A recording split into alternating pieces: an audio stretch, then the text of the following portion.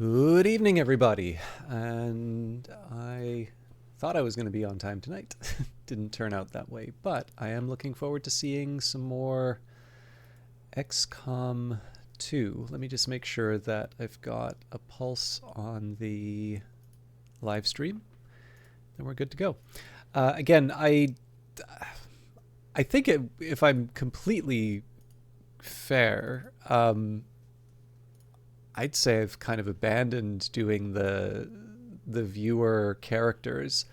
So if you have a character that I owe you, I think most of the people who show up regularly, I've covered some characters for. But I also don't want the idea of like waiting for someone to be an excuse not to do their character. So I mean, I will also slightly defend myself in terms of saying that when I'm starting late and I, have early mornings for work, it is a little bit better to focus on gameplay over character creation.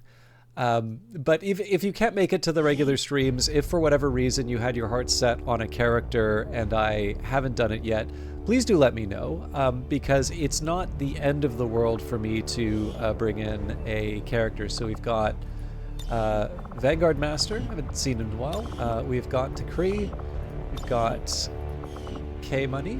I don't believe I've seen K-Money since the new year. I hope they're doing well. We've got Narkexi, Ellen Ripley, Algrins, Olaf. I definitely know Elkanu is in the group. Oh, that's right. We've got Revive Snow and Tiberiosity.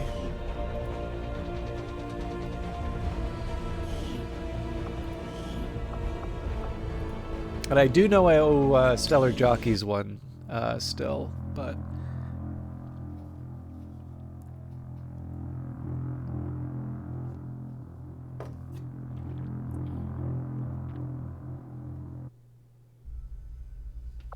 Okay, let's see. Okay, so we've got some bond training going on. We've got... What was the... Right, it was the Illyrium crystals I was short on. So I really blew this in terms of managing the... managing my upgrades, but we will work on getting those Illyrium crystals when I can. We've got 7 days until the Shadow Chamber's finished. Or, well, the Shadow Chamber's built, but the item from it. And to be honest, I actually don't have a whole lot of options here other than to go for the intel, so we might as well grab that. Plotting new course.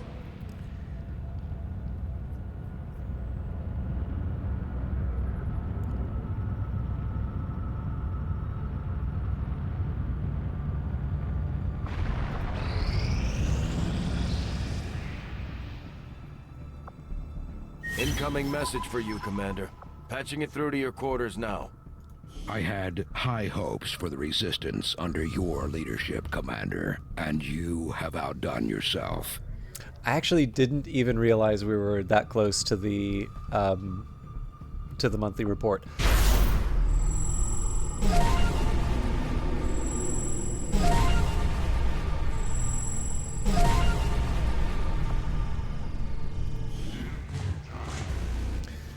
Okay, so Bending Reed is potentially in play. We accept Alien Cipher because we'll have even more intel, and I don't have a lot of intel costs.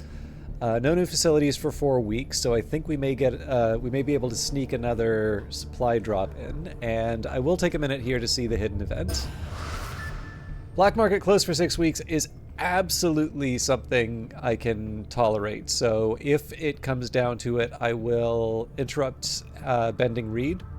My followers and your people continue to grow in skill, and now the Resistance can take on more responsibility should you need it. Cool. I think I'm gonna keep the...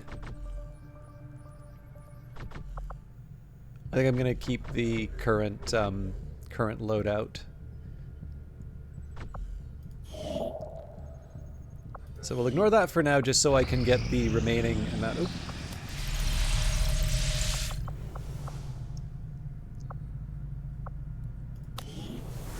Okay, don't have a bond.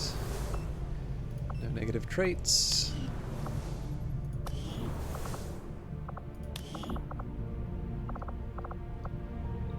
Okay. We're actually in reasonably good shape then. Psionic training complete. Adept Jacques Elcanu Camus. Domination, permanently mind control an enemy. Only one successful domination can be performed per mission. We could do Inspire, Stasis Shield, or Void Rift. Generate an explosive field of psionic energy that immediately damages everything within. Organic enemies have a chance to suffer insanity. I think I'm going to do Inspire just because I can see that being a remarkably useful ability, particularly with all of the bonds that I have, but I'm certainly interested in big booms. I suppose since that worked, we might as well keep it up, Commander. All right, Covert Action Report, Popular Support 2. Supplies collected from each supply drop are increased by 15%. Things are going so well. Sounds like my Reapers can take on some new orders. All right, new Covert We might Action. take the Elders by surprise if we switch up our tactics. Maybe we should try something new. I don't really need the extra resistance contact, so...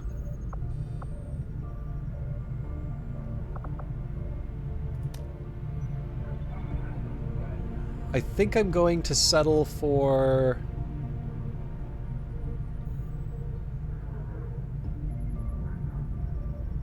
I think I'm going to settle for the,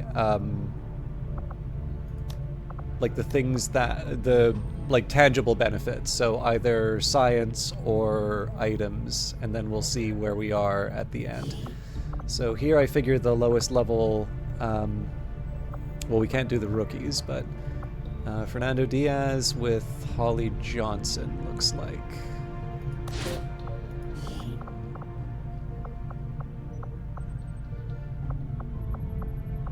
Is Holly Johnson like super high level?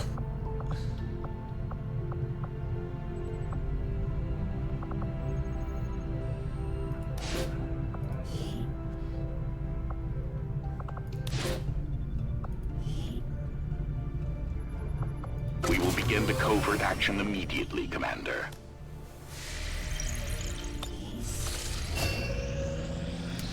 Training completed. Colonel Frieda, Judge Kraus.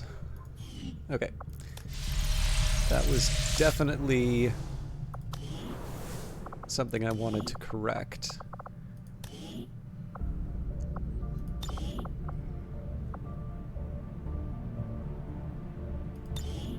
Actually, you know what? I think I misunderstood, but we will definitely still rebuild Frieda Kraus.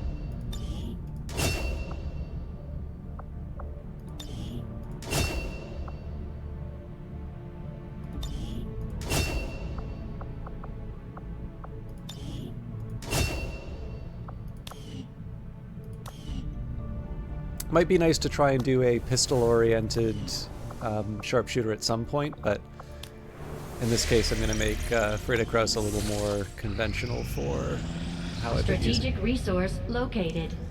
Scans picked up a seemingly endless convoy of supply trucks leaving an Advent production facility in this region. One of the trucks seems to have lost its way, enough so that we were able to intercept it and recover the alien technology it was carrying. Now, to be honest, I think 39 intel is a pretty paltry reward for, like what we wound up with, but as for the time that we put into that. But Avenger plotting new course. I'll pick up the supplies. We should finish the Shadow Chamber item, and then either we'll have a mission thrown in our lap, or we can decide where we want to go with this.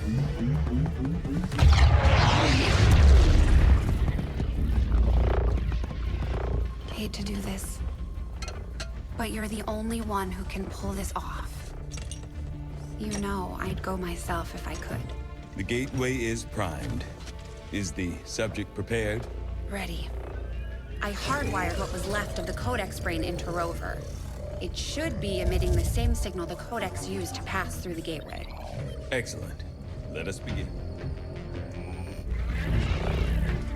We've already seen the codex opening a similar rift in the field. I am sure your device will be fine.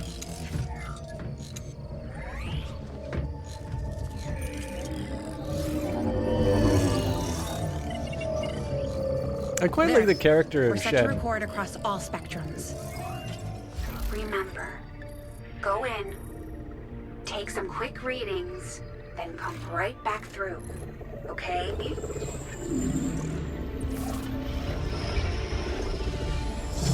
Whoa. Are you seeing this?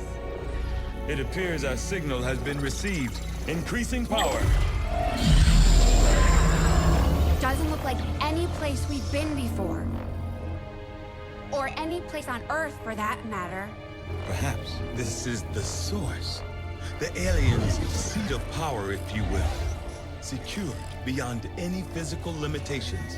Only one way to find out. Go on. We're counting on you.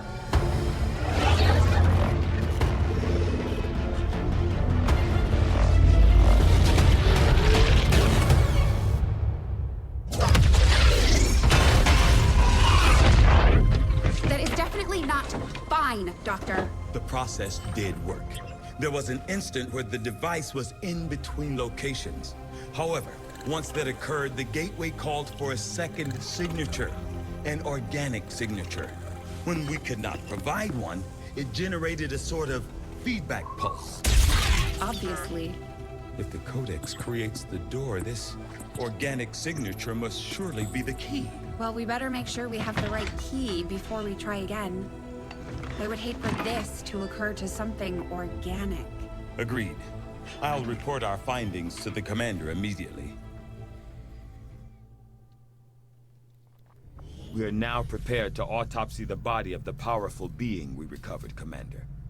I feel that we may be on the cusp of attaining a complete understanding of this avatar we have long sought. I'm gonna wait till the cycle's done again. I actually really do not like it when they do these long texts because I think the scrolling is it could be considerably better. And if nothing else, just like give people the option to like manipulate it themselves. But yeah, so like in terms of Shen, right, you know, obviously you have different characters, you have different characterizations, but I really do like the way Shen has always had a bit more humanity, or at least, you know, a nice personal touch with everyone. But I particularly like how that also translates to things like the gremlins. Although logistical concerns involved in transporting a large piece of potentially unstable alien technology were difficult to manage, they are easily dwarfed by the risks involved in attempting to operate this device within the confines of the Avenger. Although Shen and I both had our concerns, given the directives of our operation, we saw little alternative but to begin experimenting on this gateway as soon as possible. After a period of slow, deliberate power increases, accompanied by the appropriate level of monitoring, we felt comfortable enough to leave the gateway operating in its idle state. At that point, we conducted a series of simple tests on various objects to better understand how the aliens use the device for transportation. Initially, we saw no means of actually putting the gateway into an active state. That is to say, the gateway itself seemed to disregard or ignore the objects we passed through. Having studied the alien codex and its ability to open rifts in the field for deployment, we theorized the gateway must be tied to a similar signal or key integrated into the codex itself. Sure enough, by mirroring the frequencies found in close proximity to the codex, we found that the gateway itself enters a second active condition. Shen was hesitant to relegate her pet gremlin to use in our experiment, but she recognized the value in having a remote test subject, and we had no other units available to spare. Unfortunately, our initial theories as to the gateway's function overlooked the possibility that it was also tied to the biological components of the codex. Shen's personal gremlin, I gotta wait for this.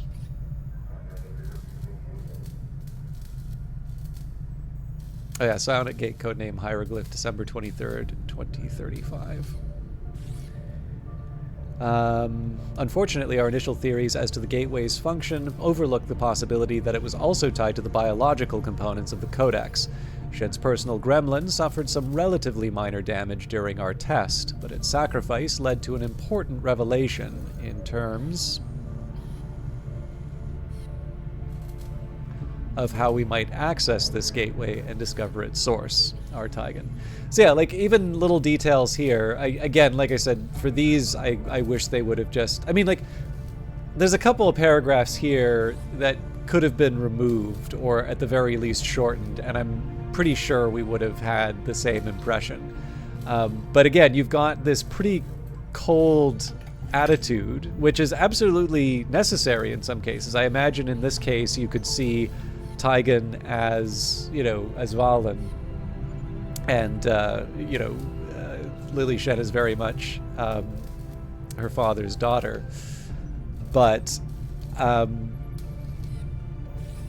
like, actually, so one of the arguments I would make here, like, the detail in terms of hearing Tigan's perspective on it, but obviously reiterating what you just saw in the cutscene, you know, the part that I really needed out of this last bit was Shen's treatment of her gremlin, and you know, the fact that I think deep down she kind of wanted to hit Tigan as she was taking Rover back.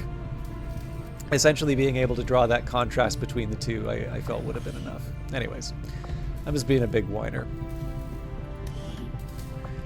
Avatar Autopsy. One Avatar corpse takes 9 days. The aliens built an elaborate new society, a government structure, and a system of careful manipulations solely to fuel the creation of this, their so-called Avatar. At the cost of countless human lives, they have finally succeeded. This creature represents a near-perfect fusion of human and elder DNA. Though remarkable, it appears as if the creature were unfinished. Perhaps why we were able to ultimately defeat it. Still, this can lead me to only one logical conclusion.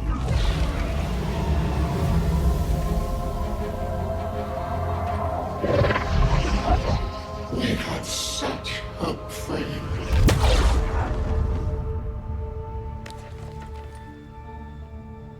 I believe we have found our Avatar.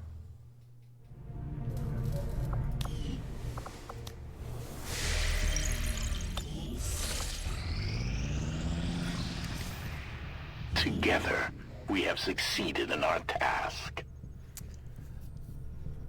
Alright, Conjurers of Balance, second cell construction. Prompted by what we've learned from the Resistance, our breakthrough will reduce the cost of the second cell upgrade in our Psi Lab by 50%. Let's hope this new discovery will be a boon to all who would see the Elder's reign end. Okay, we're going to carry on just so I can do the level up.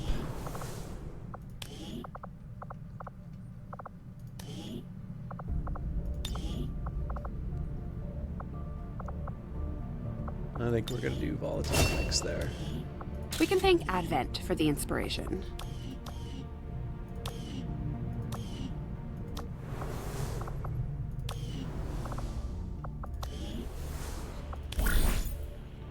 Okay, we can manufacture an upgrade. I think that's... or recover loot.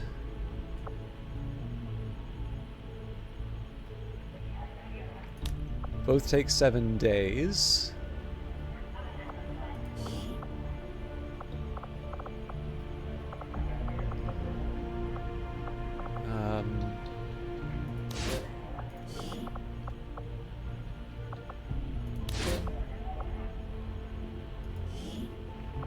My followers will lead this action to victory. And I wonder if the reduced costs... There we go. Psi Lab upgraded.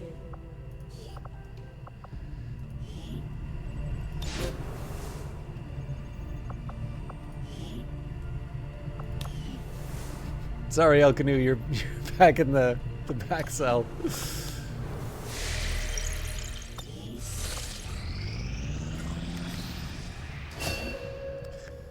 All right, presumably disciple Jacques El Canoe Camus. Let us continue training. We can do stasis shield, sustain, or void rift. If the Psi Operative takes enough damage to be killed, they're immediately put in stasis for 1 turn and their health is reduced to 1. This can only happen once per mission. I'm going to settle for void rift first. But I can see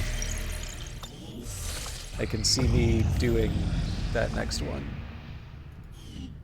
Okay, well, as before, you know, there's not a whole lot for us to do, and a facility lead would be useful, so I'm not expecting this to complete, Avenger plotting like, all the way. course. But, I think being able to at least get a head start on the next facility seems like a good way to spend the time. Incoming transmission. Communication from the Resistance. Commander, the Resistance Council has new high priority mission information. Alright, only one option here. So, Eastern Europe, Operation Starving Chalice. Rescue a VIP from an Advent vehicle. We get a scientist and 105 intel for it. There will be an elite officer, shield bearer, elite lancer, Archon, Spectre, Gatekeeper, and Viper. So, I'd say the Archon and the Gatekeeper are the two I'm most worried about. But Setting course for Eastern European Ward. we should be able to handle it.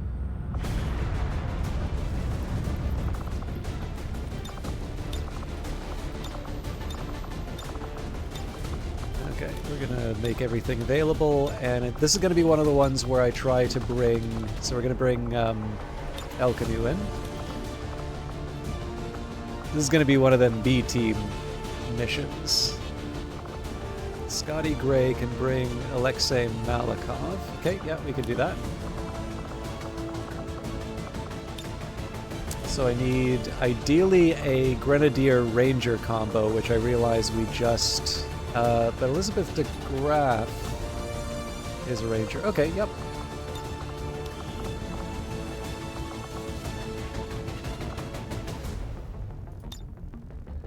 Cool.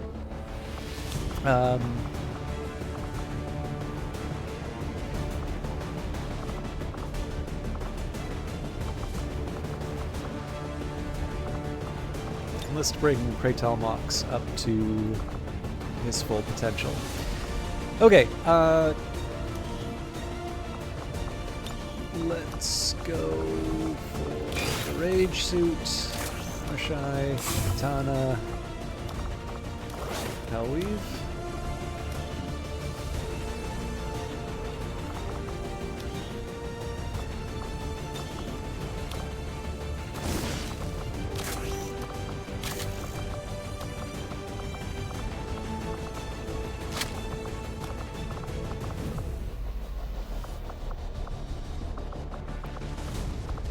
Okay, I don't get two of those.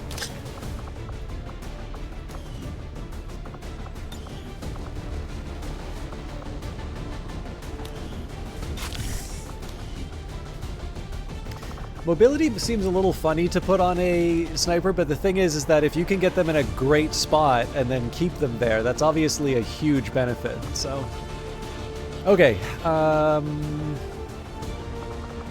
I think I'm still going to put the specialist in the serpent suit.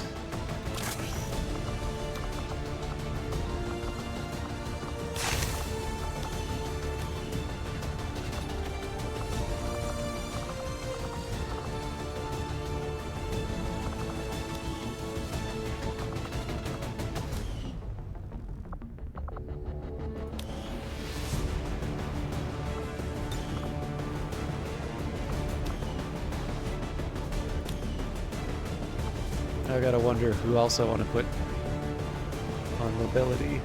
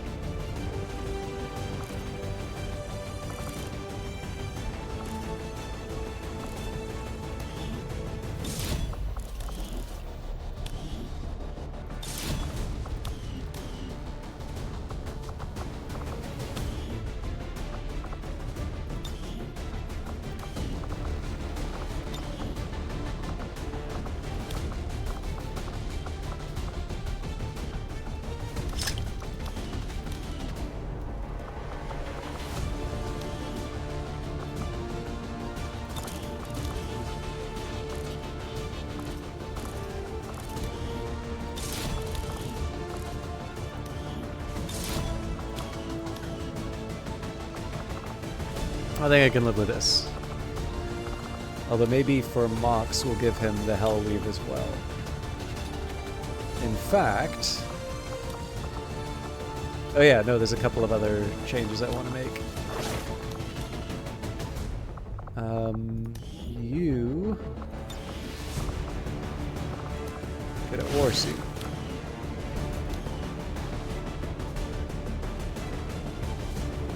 And...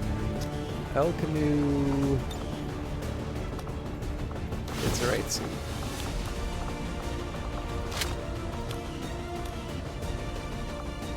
That's better.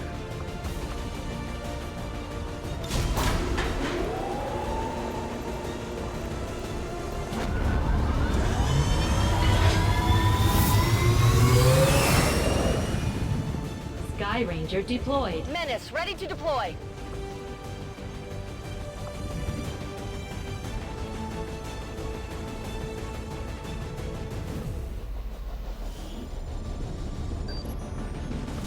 The Resistance is asking for our help in rescuing a VIP currently being held by Advent in this region. We're moving in to neutralize any alien forces protecting the transport vehicle. Lock down the AO and secure the target package.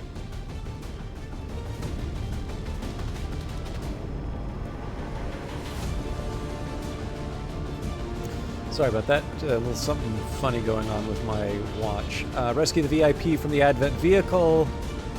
Advent Municipal Block in Hamburg. This is also my very first chance to use a Psi Operative. Although I believe I brought El Canoe on Menace one of the 1-5, we have a confirmed location for missions. the VIP. Move to rendezvous. Eliminate all hostile contacts. I'm going to resist the urge to reload too much, but I also know my Enemy squad concealment. my tendency to blow it, so we're gonna...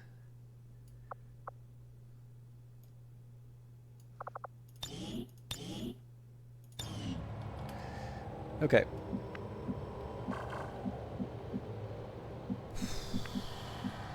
I think...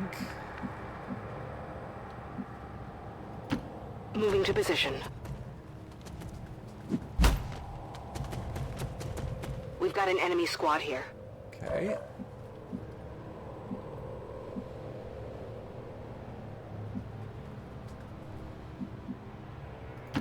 Position confirmed.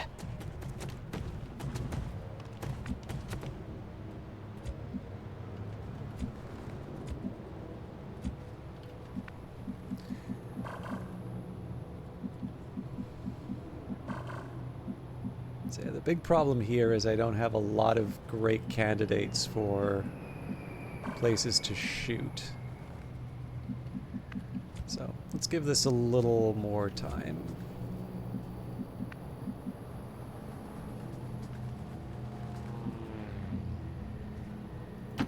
Bien sûr, je bouge.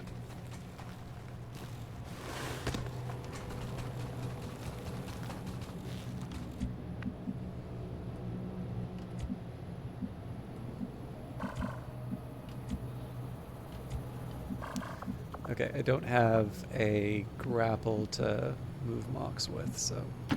I go quickly. This isn't necessarily how I would want my team to be placed for the big kickoff. Let's do this. They're a little close, but I guess it kind of depends where the enemy lands.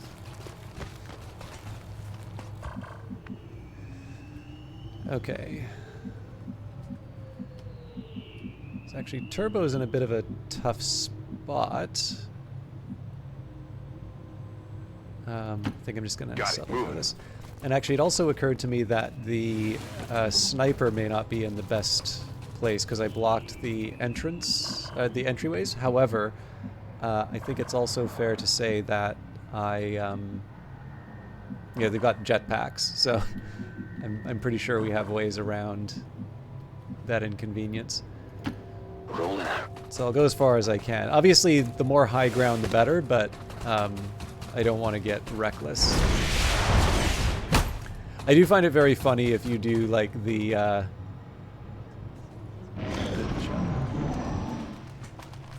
Yeah, so I guess the reasonable question here is, like, at what point do I want to break cover and do my thing? Okay, I think I can settle for an overwatch here.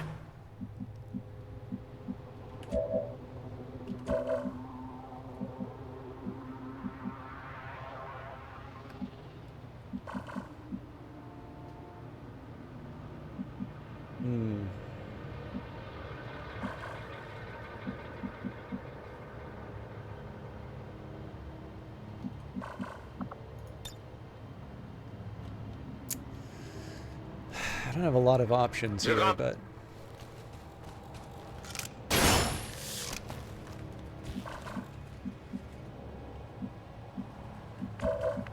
No.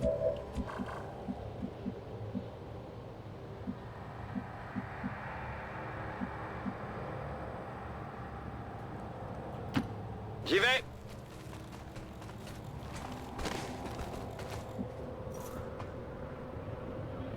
Ils nous ont vus. God damn it. That's like everything on in one turn.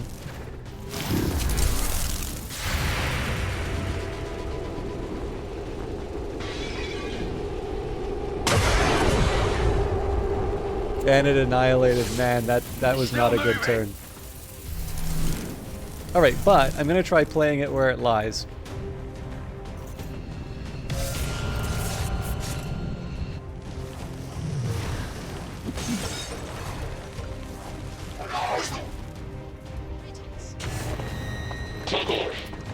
So obviously this is the one I thought I was going to be taking on.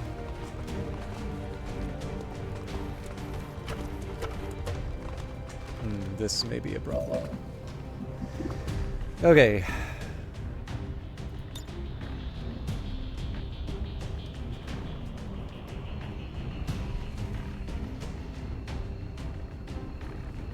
Tous ensemble.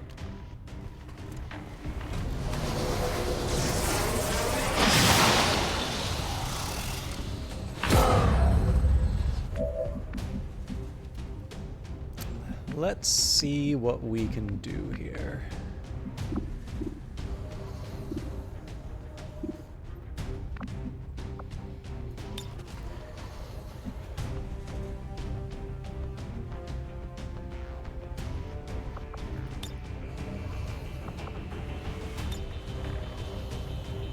I bring justice.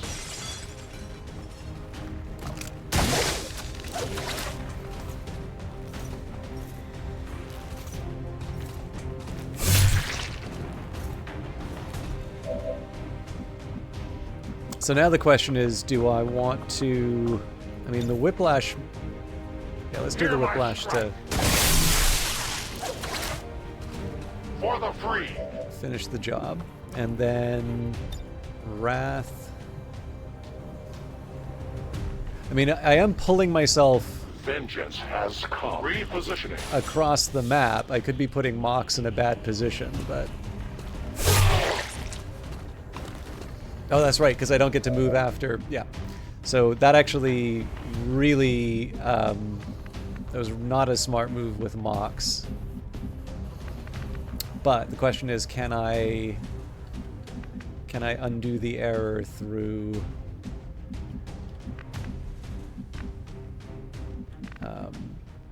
replace him. So I've got a couple of... missions here.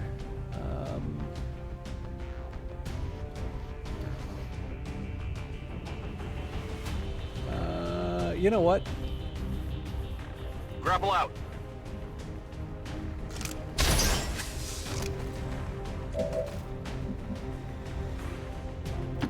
Heading out.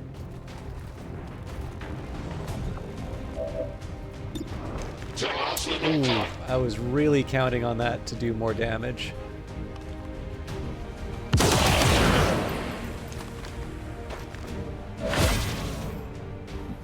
Okay. And I do not have Reaper.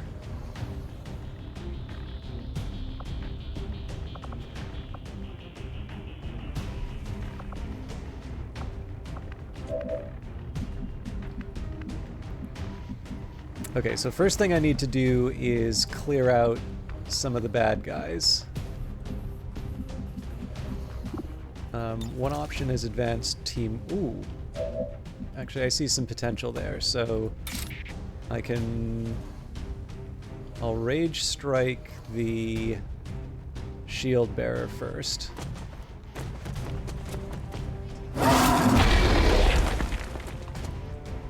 Armor still holding.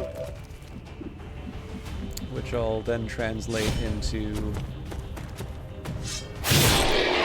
Blade Master. Impressed yet?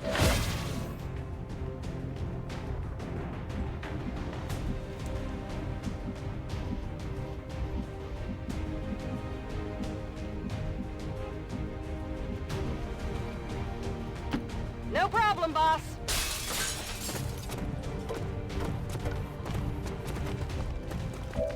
Okay, so I'll do the advanced We have teamwork. nothing to fear.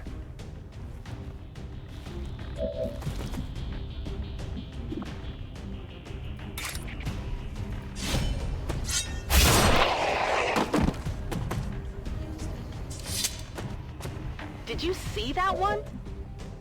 I was counting on her being able to move again. I give you strength.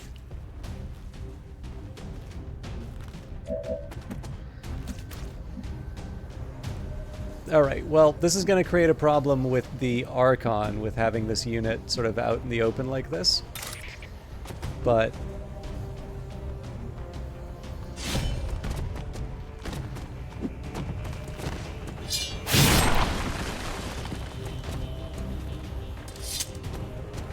Not too shabby. Alright, Blazing Pinions isn't the worst that could have happened here. Cover my flank!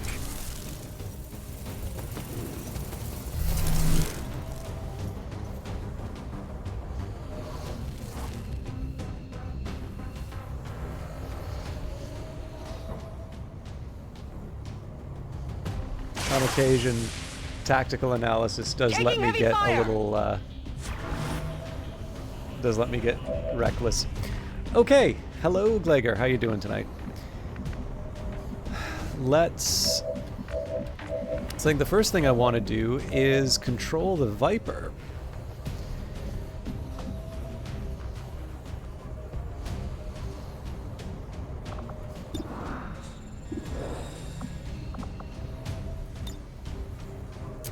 Problem with the poison spit here, though, is it will,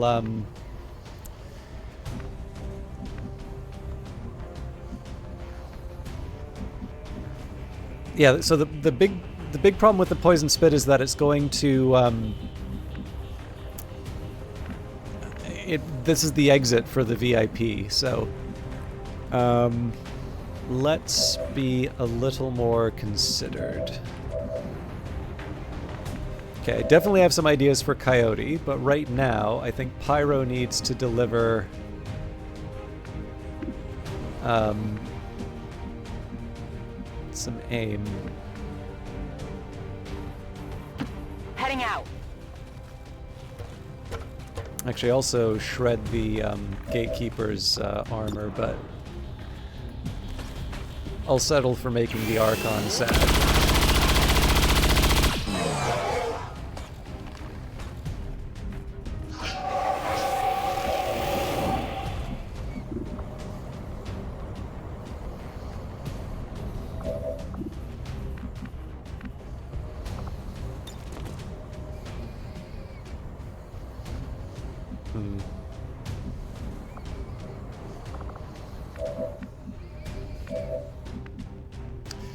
Still trying to work out exactly the order in which I want to do these things.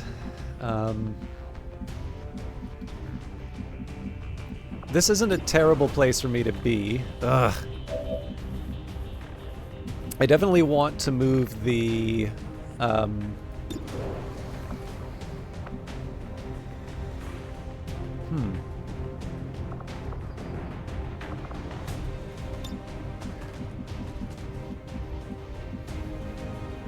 I mean, this feels like a no-brainer at this point.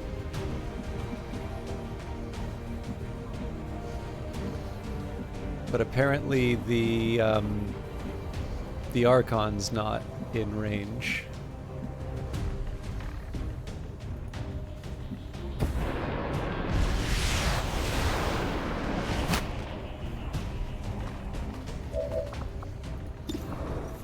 Shows what I know. I guess that doesn't count as a high ground kill, though. So I think I'm going to settle for a lightning hands on the... Yeah. So from there, I should be able to give the Spectre one of these. I got it, right? I really should be paying attention to my abilities before I do that. Okay, now I don't actually think it's necessary to move El Canoe here, but I'm going to feel a hell of a lot better if I get him away from the blazing pinions. So I'm going to settle... Tout de suite. Oh, I did not realize that was Overwatch. Là, ça fait mal. And that's also unfortunate because that means El Canoe's training is put on hold.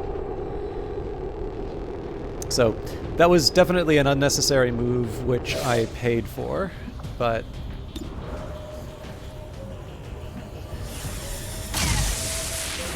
Je l'aurai la prochaine fois.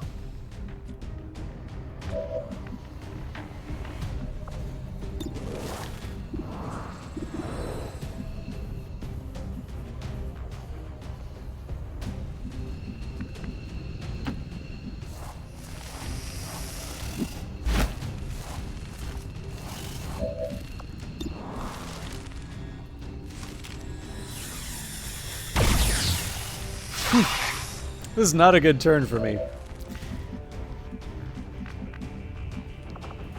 Okay, so at this point, I feel like I need to start... well, one, I'll do the combat protocol. I don't recall if that ends the turn, though.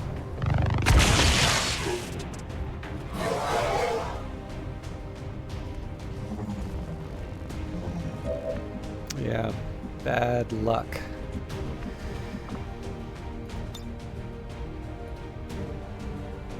Tactical movement.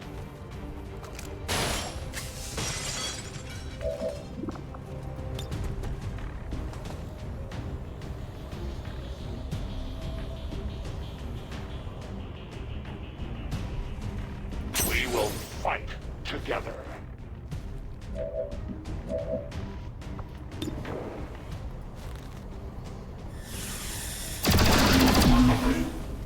Their service is over. All right.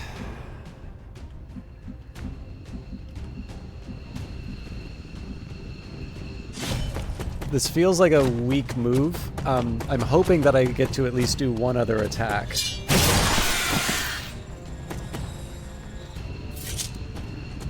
Well, how about that? Sure doesn't feel like it, but I think I get to, I can handle that. I think I get to be a bit goofy here.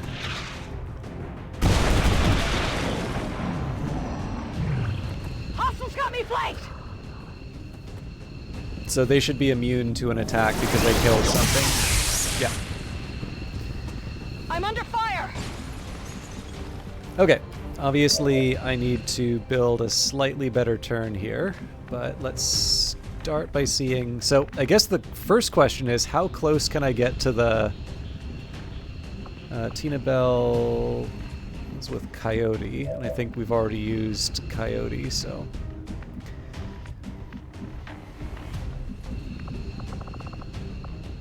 Okay, and I don't have the Icarus jump right now, so... I'll make do. If you say so.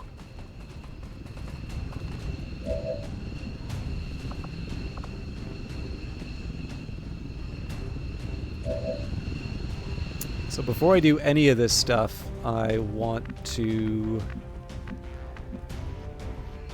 get to a position where I can shred some of the enemy armor. Although again, that's probably something for a future turn. Got it. Seeing where the gatekeeper moved definitely makes a lot more sense now if I see it as being sort of panicked about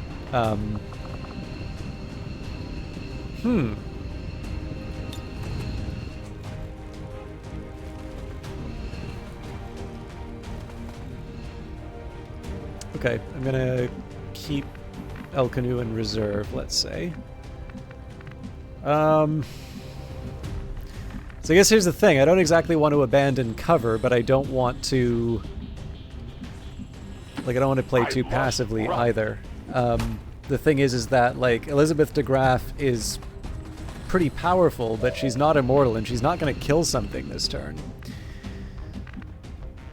So, unfortunately, I'm sort of stuck repositioning everybody this turn, so... Copy that.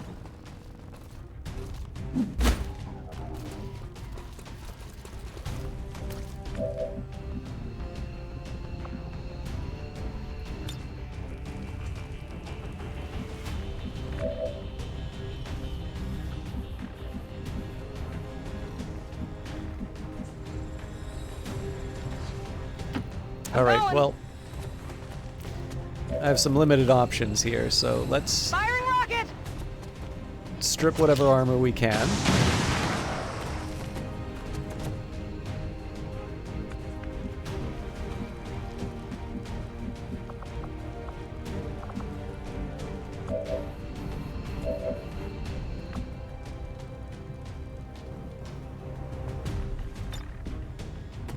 Nous n'avons rien à craindre.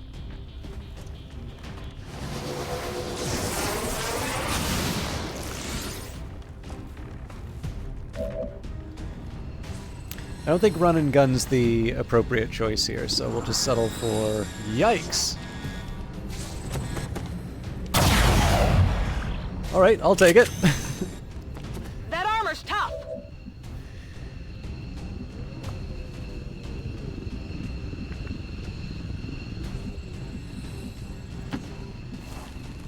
This one I'm going to force the issue on. My hope here is that we can... actually, on this, I'm going to say that the poison spit's probably...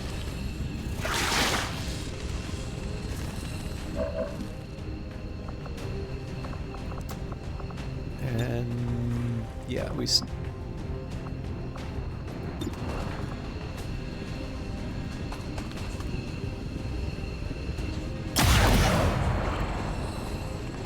I got nothing!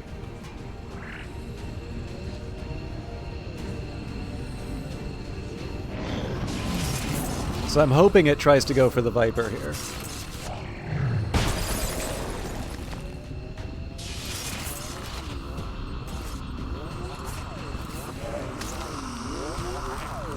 That is kind of amazing that it missed. Menace 1-5, be advised, hostile interceptors are inbound on your current position.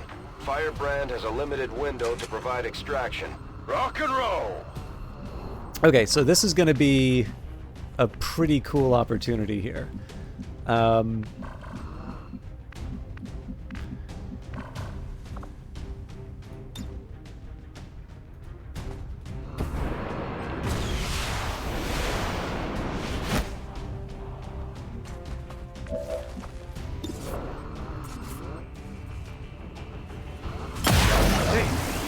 Take a look at this. I definitely got that one.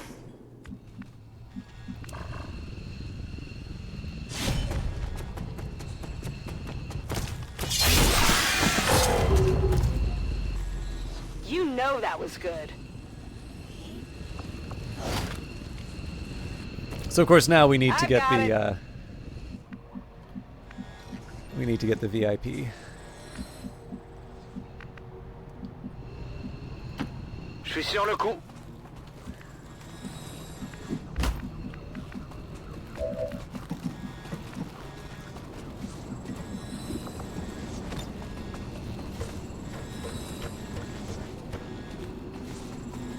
I'll give it a shot.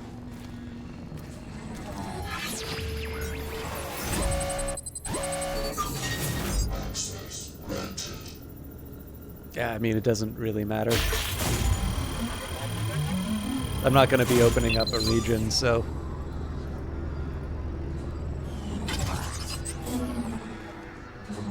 We're in.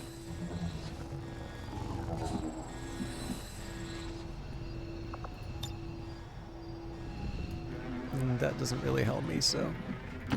Sure thing. I'll at least sort of make a gesture towards staying behind cover, just in case there's something we didn't identify before. Location confirmed. But yeah, the big problem on this one was I was a little too spread out, so the...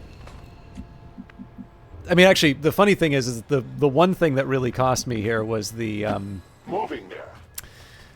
The unnecessary move with El Canoe. Everything else... VIP is en route to Menace extraction. 1-5 status confirmed. VIP is in tow. Proceed to the extraction point. Everything else was... I will move. wasn't that big of a problem. Now I suspect we should probably expect a reinforcement. Yeah. Looks like Menace 1-5 we're picking up an enemy transport inbound on your current position. Okay, so let's just make sure everybody can make it to the magic blue.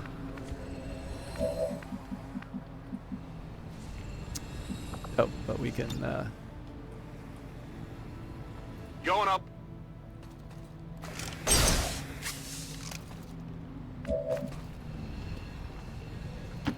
Absolutely.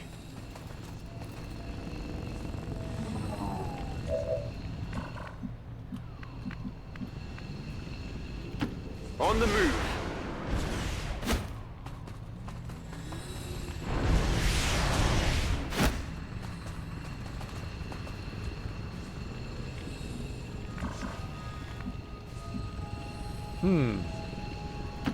Copy that. There's obviously the temptation to take out the reinforcements just so I can get the extra bodies, but that is not a good idea.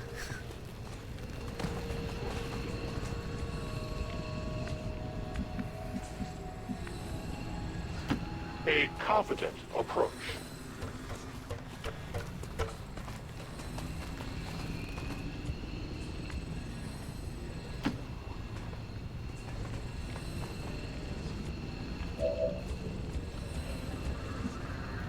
Aucun problème.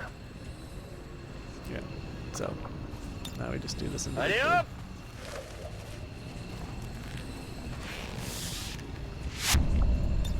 Tactical retreat.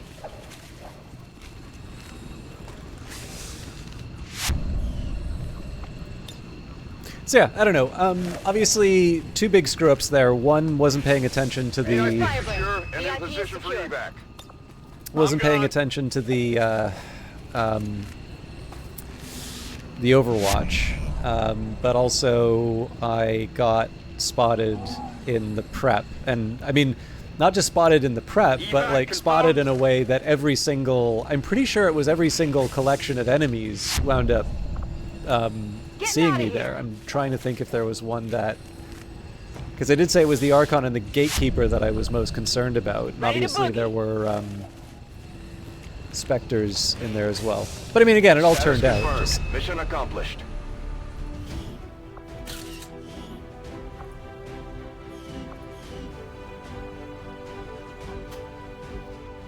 Advent officials revealed today's maneuver by local peacekeepers was a planned exercise. Citizens should not be alarmed. All weapon fire and wounds were simulated to better train Advent forces. A lot of simulations happening lately.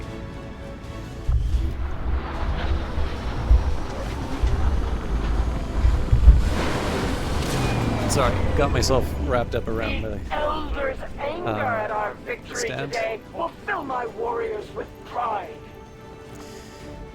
All right. I think As tempting as Guardian is, I think Ever Vigilant is the one I've been using for my specialists.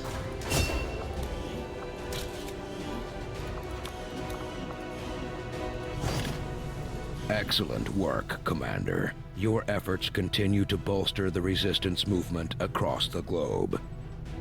Commander, you've done an exemplary job in seizing this opportunity to strike back at Advent in Eastern Europe, a move that will surely embolden Resistance forces around the world. Please use the accompanying allotment of resources to further your advances.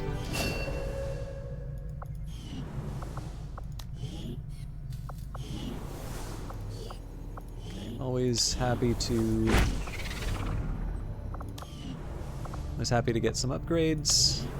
El Canoe's unfortunately out for a little bit, so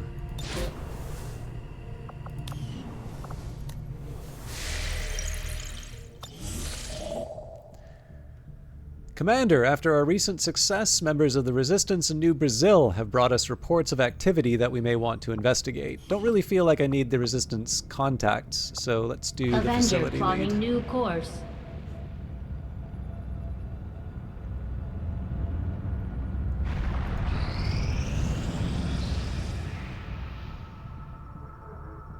Our cooperation has proven to be a boon to the Resistance. Oh, 2 Illyrium cords. Alright, I believe I said I was going to go for manufacturing an upgrade. Do I want to do Beatrice Lopez and Harold Larson? They're my 2 lowest levels. Understood, Commander. My followers will appreciate the support of your soldiers. Alright, K-Money, 38,000th of their name. Now has stasis. Continue the training. Null Lance is pretty tempting. And then guaranteed psionic damage to an organic enemy. I'm gonna start with Soulfire.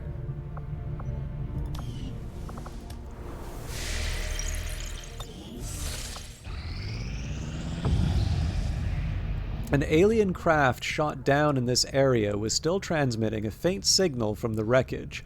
Our scans successfully located it, and after a brief search and quick hacking work by Dr. Shen's team, we recovered critical information from the ship's computer. Facility lead, a lead towards the whereabouts of one of the aliens' clandestine facilities. Our research team can use them to discover the exact location of a facility, but it will take some time. And supply. I mean, at this point, supplies seems to be the most sensible. I don't need the intel. I don't really need to build faster. So the choice is Resistance contacts when I already have the whole world, or supplies. Avenger plotting new course.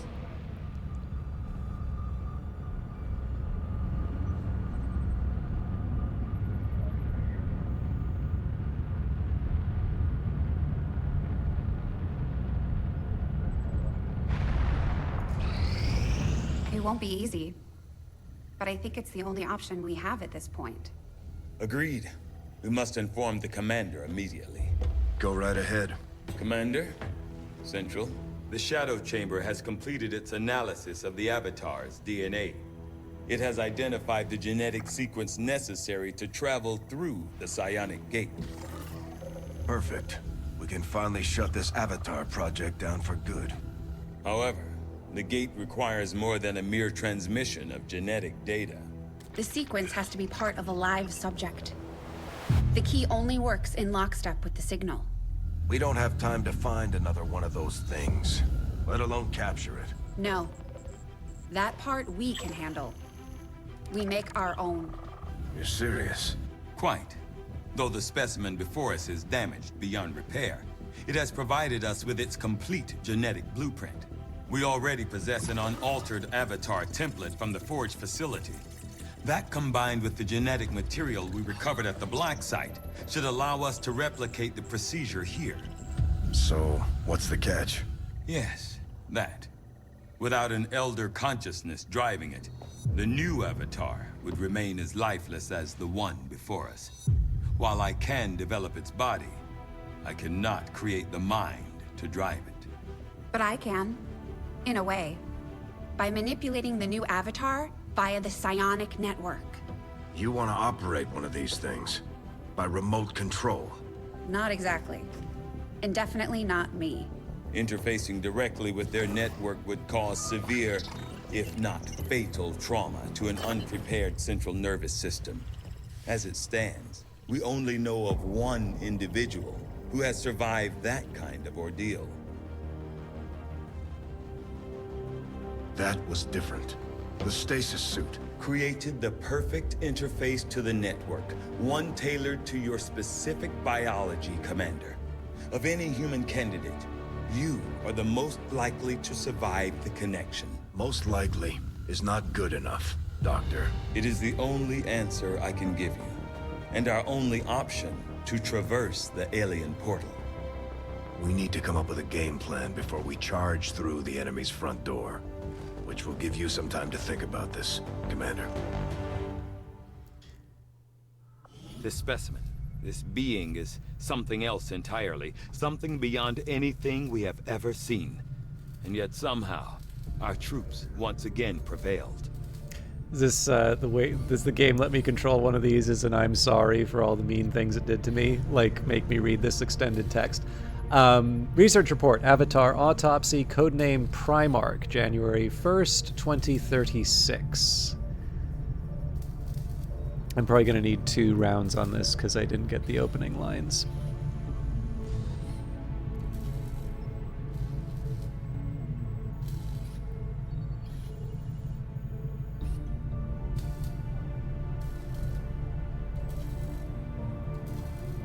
We have dedicated the entirety of our efforts to discovering the purpose of the Avatar Directive, and now it seems we're finally gaining ground on the aliens.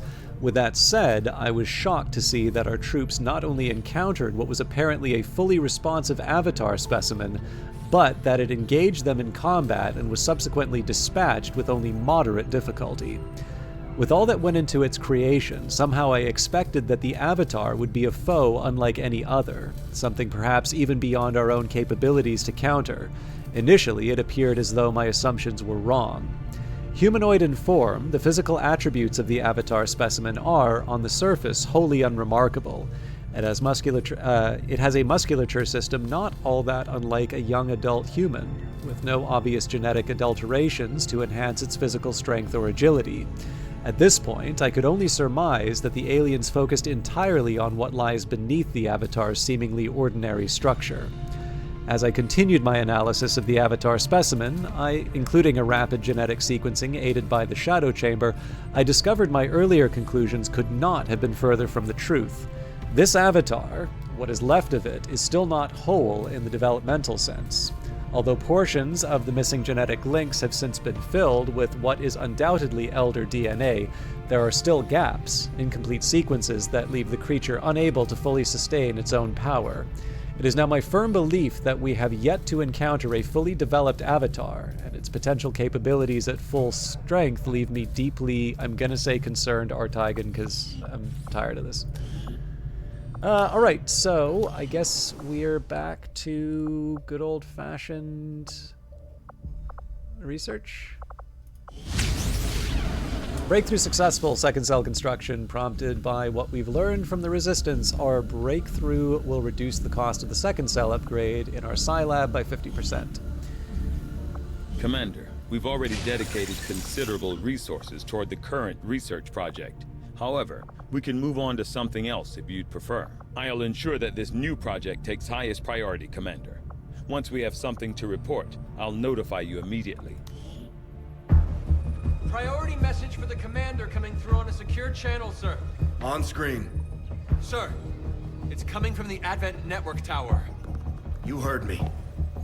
He's taking a big risk contacting us like this.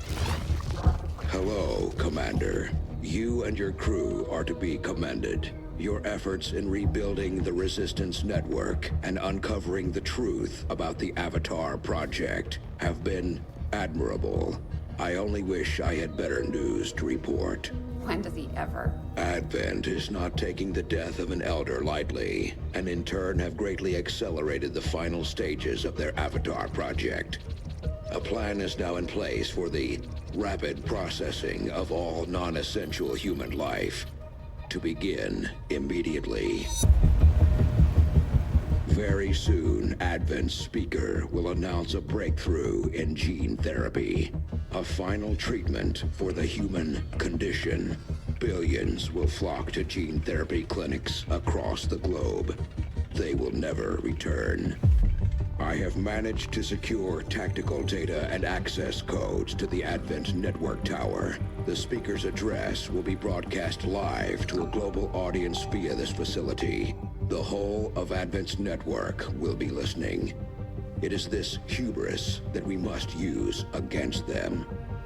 The information I am sending you should allow Dr. Tigan and Chief Engineer Shen to take control of the transmission and disrupt their entire network from within.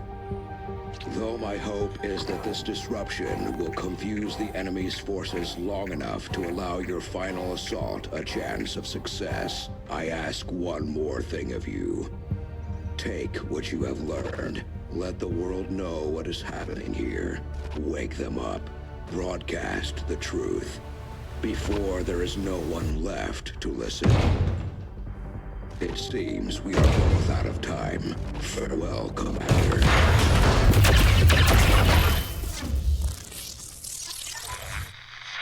New objective added. That's a nice. This is what happens when your voice actor gets too expensive. No, that's a good. He got a good ending. Rapid processing doesn't sound like the worst way to go. Resist. Billions will flock to gene therapy clinics, as if there are billions of people whose finances and local interests. Well, that's the point. They're free. This is the insidious conquered world where they seem like they're doing a good thing.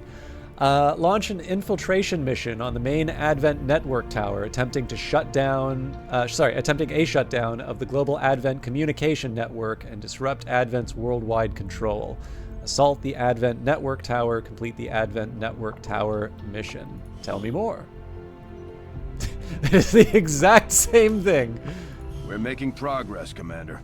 I've updated our objectives based on the latest findings. Nice one, Woven. For those of you not familiar, this is a quote from a wonderful, in fact, one of the first, not the first, but one of the first Firaxis games, and a one that had a really big influence on me, Sid Meier's Alpha Centauri. I don't think we have any other training to do, and I believe El Canu is still healing.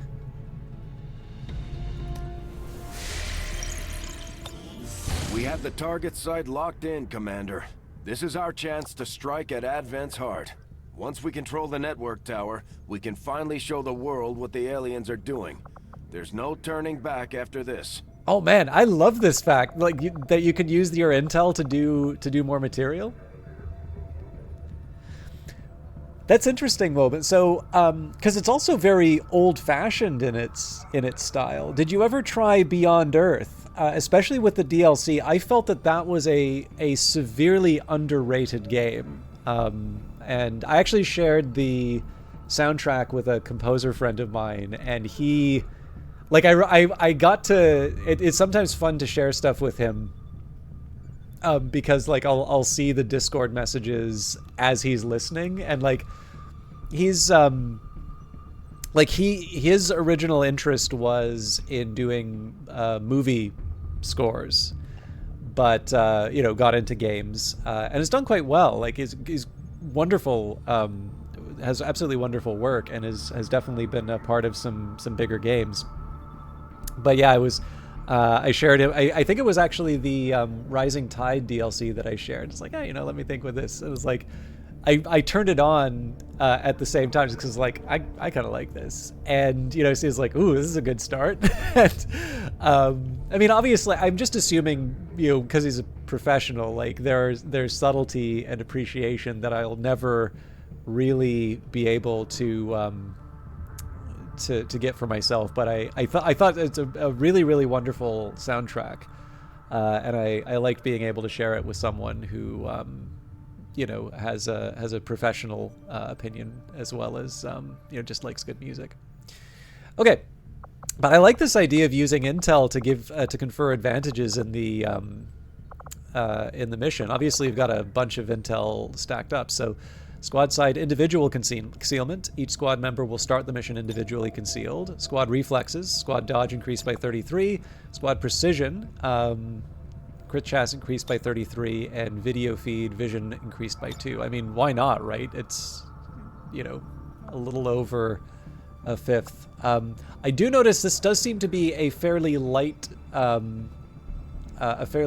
batch for final game mission, so I'm a little curious about that. But Commander, once we move on the Advent Network Tower, it's all or nothing. We won't have time to advance our research or deal with the wounded. We should only deploy once we're fully prepared.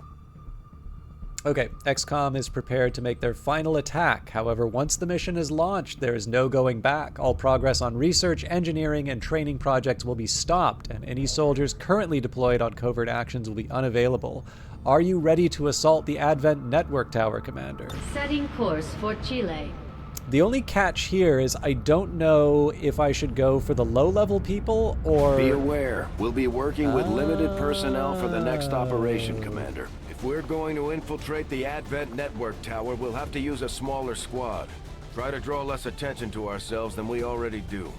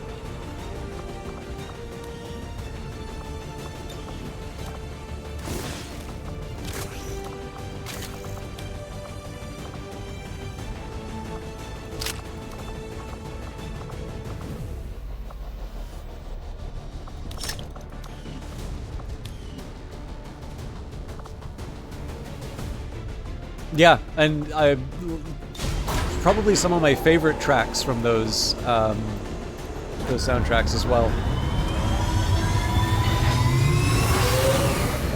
Sky Ranger deployed. We're in the pipe. All right, I've never done this before. Operation Tomb Shadow.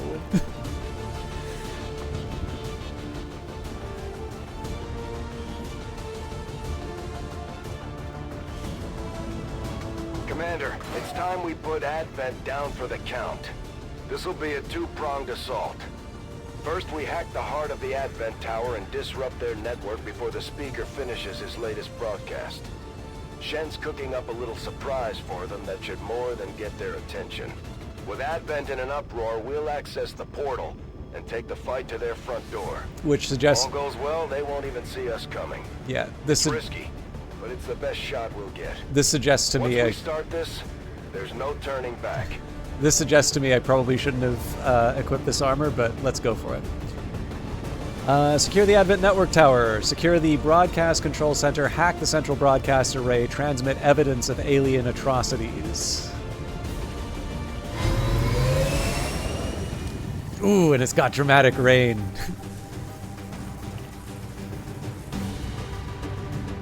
Move to infiltrate the network tower. Locate the access point and hack in to seize the broadcast signal.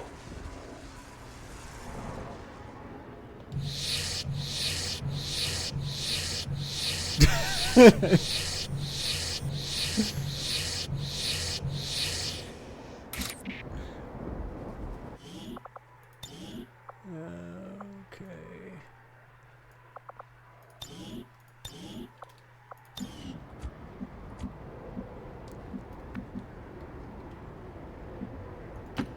go, go. I have no idea if that's what happened. That'd be cool if it did, but Getting it done.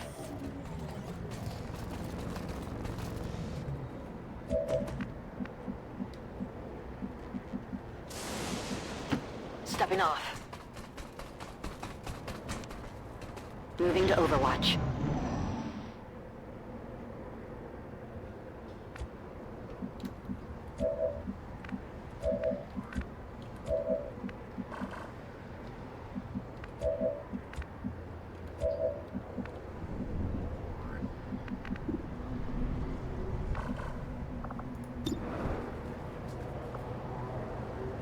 let's go for it.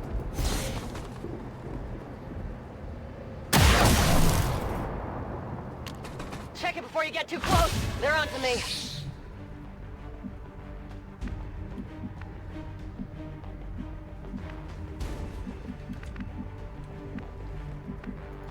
That's affirmative.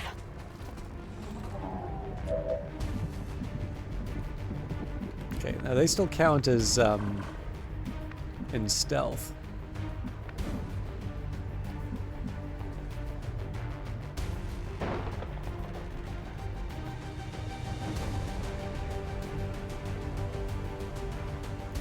Let's do this.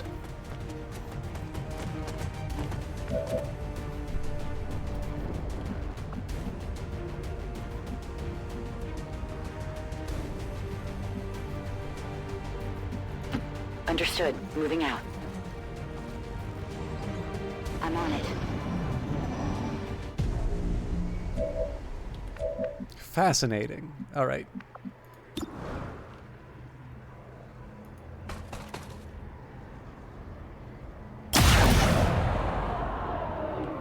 It's dead! It has to be dead!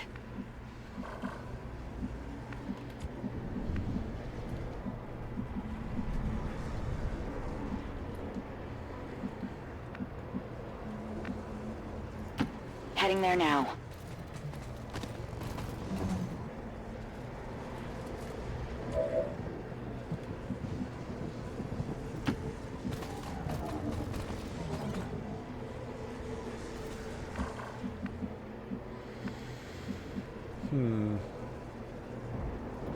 Copy that. On Overwatch.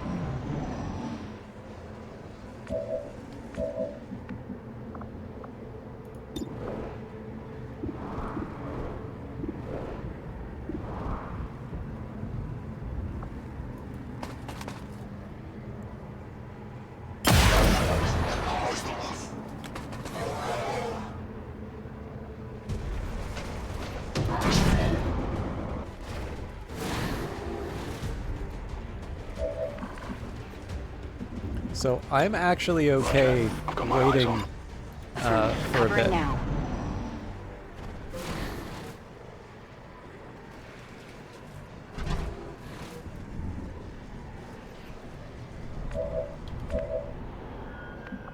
Yeah, like at this point, Back online. I'm not going to do serial just because I don't think I can actually finish the job, but as long as Yeah, I didn't get it.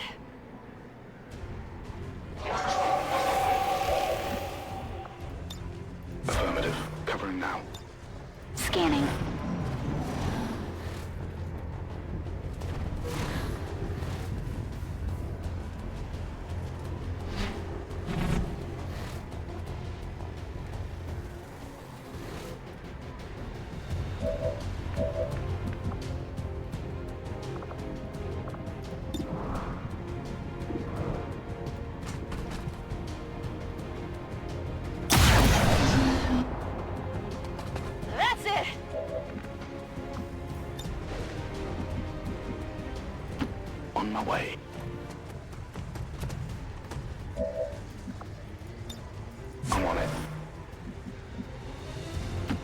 I'm on the move.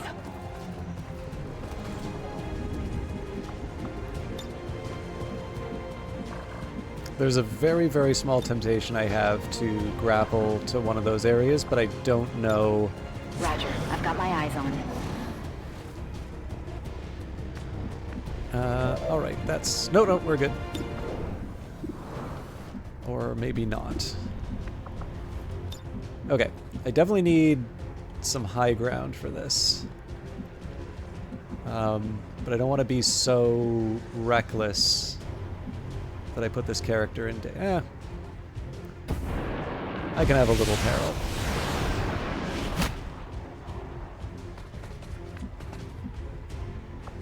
Interesting. I'm on it. Moving to Overwatch. Overwatch.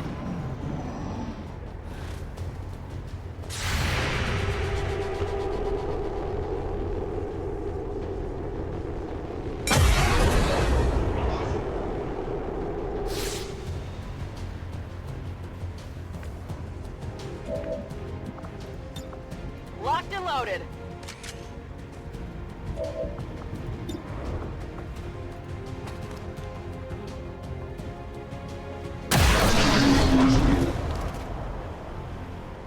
I definitely got that one. So I really don't think there's... Well, I mean, I can get, like, closer physically. I just don't know if that really gets me anything. I'm going. Well... They're on to me.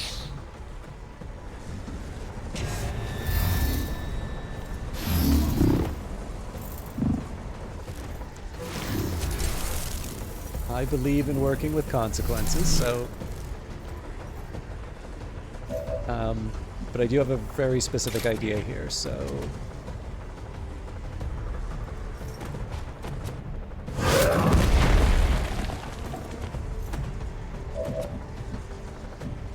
Okay, sadly, I can't deliver the coup de grace, it looks like.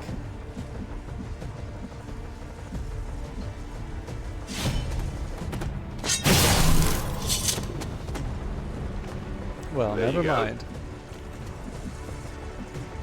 Now, with Untouchable... It is clear.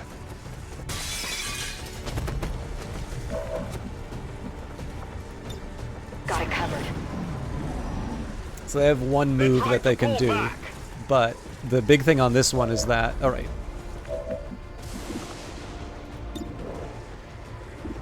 Don't need to blow up something. I think you should see this. Cool. I got it, right?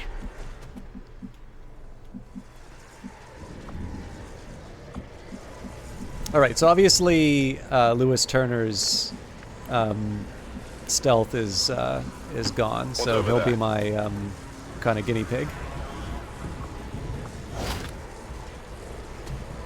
Yeah, it's here. That's one of their transmitters.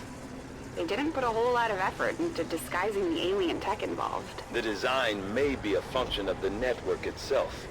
The amount of psionic energy filtered through that system is beyond measure. Okay, so as long as Lewis Turner continues to have... so remember, he doesn't have the protection from attack like before.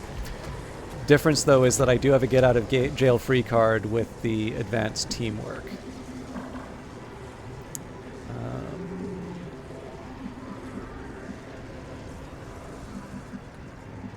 So I'm gonna... Already there. Move up like that. So the question I have with Judge is, do I want to...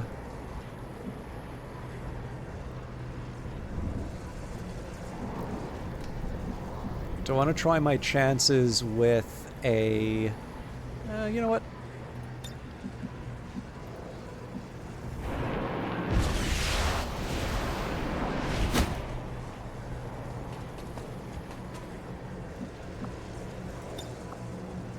Moving to Overwatch. Eyes on the prize. There should be an Andromedon somewhere. There we go. Well, that's not going to help because that's a... That was a sectoid. That's not that important. It's dead! It has to be dead!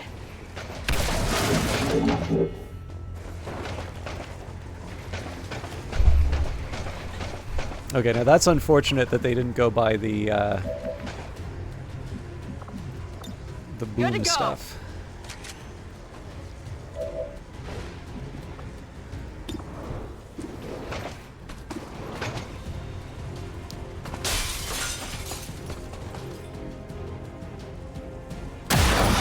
It's hard not to want to take advantage of death from above here. Now, question is, how do I want to handle the Andromedon?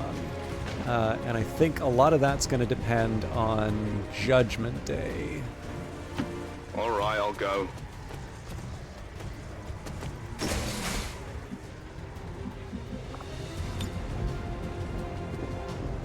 With pleasure.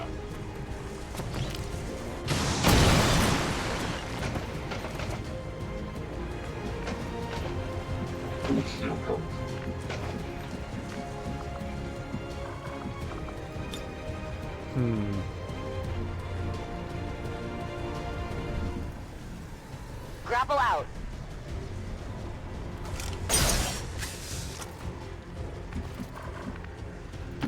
Heading to that location.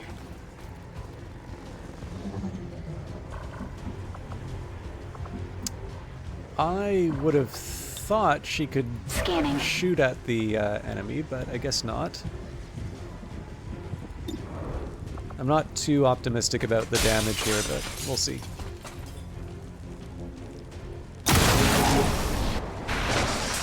All right. Got it, right?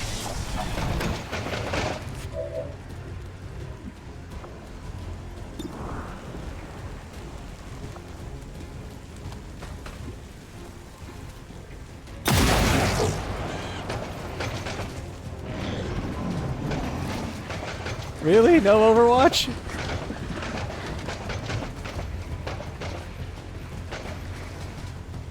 I'm spotted. Overwatch!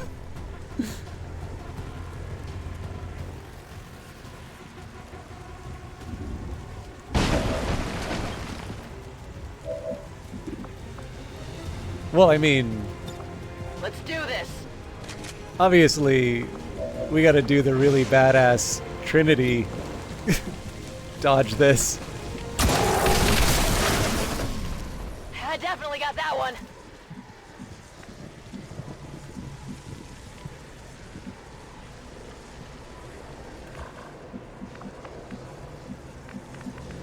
Okay, new mission. Don't go in the green goo.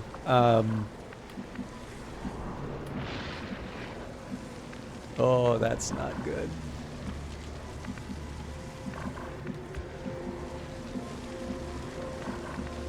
Lewis Turner, please be a gentleman and open the door for your squad mate. It is clear.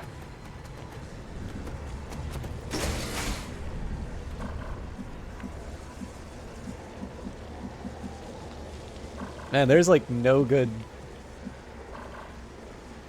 Okay, this is the... There's got to be a way that you can like... I'm actually going to take a minute here. I think there's like a controller's alt or something that lets you sort of direct a path.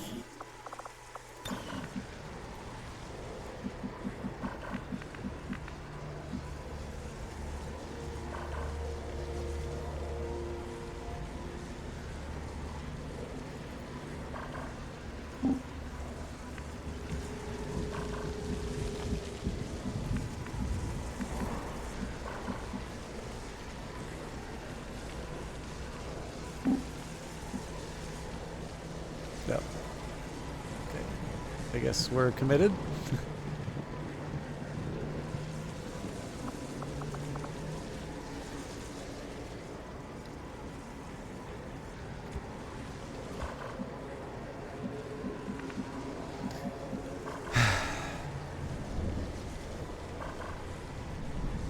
Oh, I get it.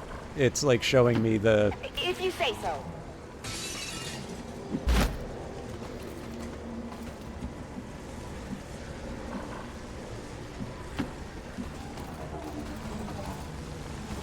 It technically doesn't have to be the specialist either, but...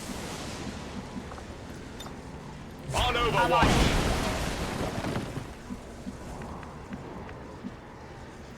Okay, I'll go. Target in range. Move to hack the command console. I'll take a look.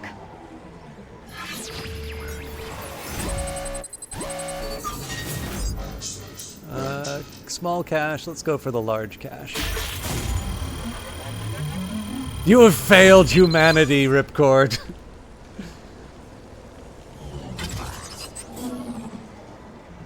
Accessing system. Got it.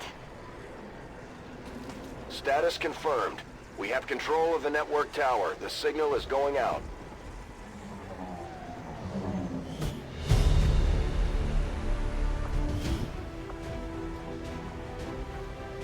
If anything, I fear we are making it easier for them to catalog our people. No, this is how we do training here, Lord Gloom. Oh, sorry, I'm gonna shut up for a bit.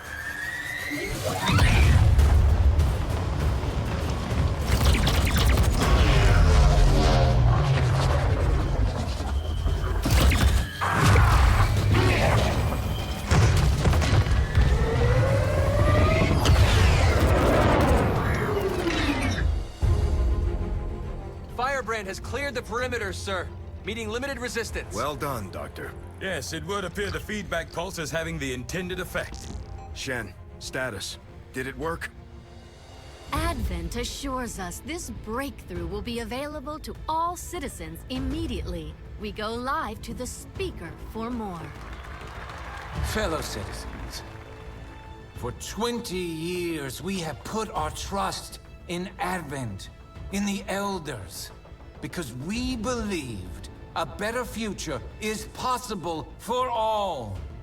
Today, that trust, that belief, has been rewarded. Advent peacekeeping forces are traveling across the world, carrying the greatest gift from the Elders. A revolutionary gene therapy, yes, but so much more. This is an end to disease, to decay, to pain. The beginnings of a new tomorrow, available to all of us today. Truly, humanity finally takes its rightful place amongst the stars.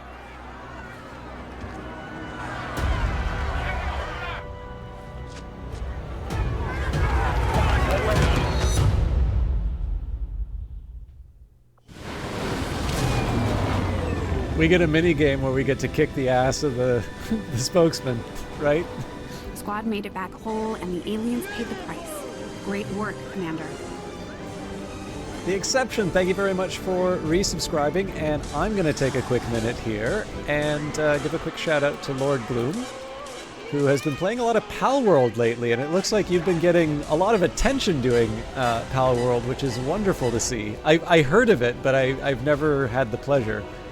And The Exception, that is a truly appalling amount of time that you've been subscribed to this channel, but man, it makes me happy, and I'm always very happy to see the Aristotle emote. I think you may be the sole user of that in some months, so thank you very much for putting a smile on my face each time you do that.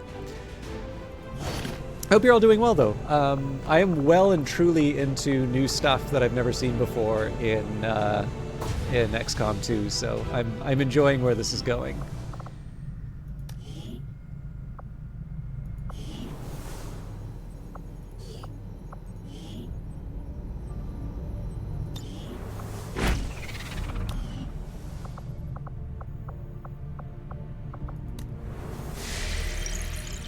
This is it, Commander. Yeah, probably shouldn't have taken him out. It's time we put an end to this, once and for all. All right, the Alien Fortress. Priority mission, Operation Leviathan. Assault the Alien Fortress. We're prepared to access the psionic gateway. All indications are that it will lead us to the aliens' inner sanctum and the source of their power.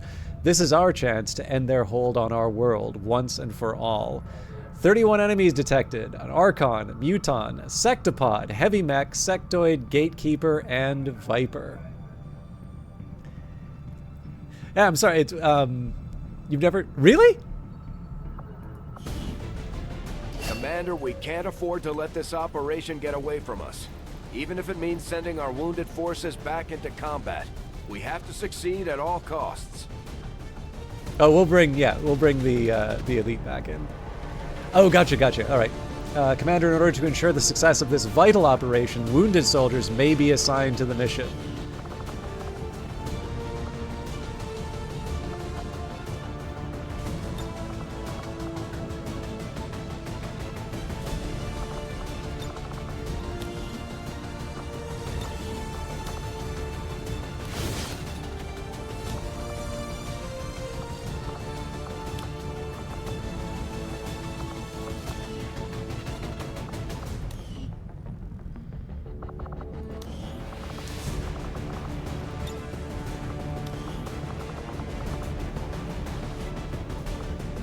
I don't think it would hurt to bring another, actually, in this case I'm going to bring Elena Dragonova because of partnership. Ah, yeah, so this stuff is from, some of this is from Alien Hunters. Alright.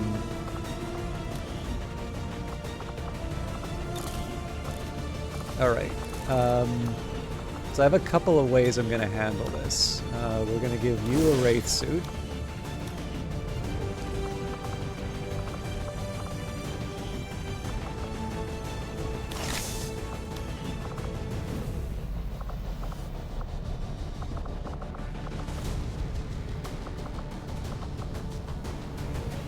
Okay. So weapon-wise, we've already got the sort of elite weapons ready to go here. So what I should do for... Before I switch to the beam cannons, we've got superior magazine and the auto loader. That's probably... Oh yeah, actually, let's also just do...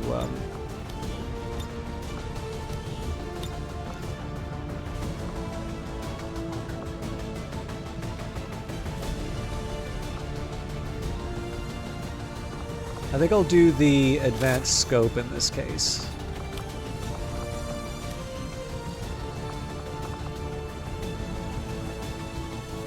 There's a small temptation to bring EMP grenades, but in this case, we've got our specialists, so I think that will cover us for what we need.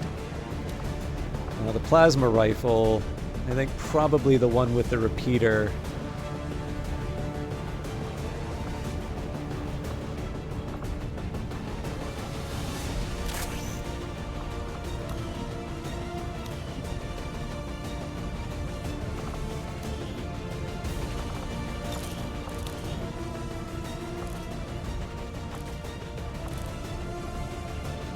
So better aim for sure.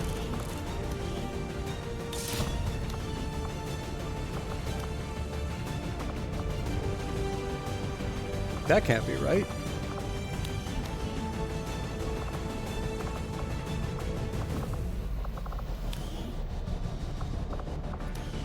Just gonna take a minute here to make sure there's no more upgrades to put on.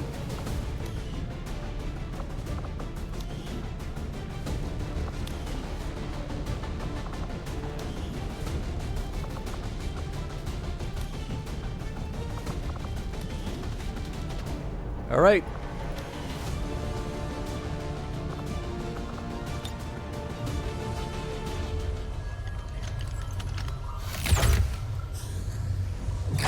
There. I've infused this material with the entirety of our viable Elder DNA. We won't get another chance at this. Which is why I'm saving. Is set. Power levels adequate. One more look at the buffer. Watch you go over this thing 50 times. Take a breath. We're ready.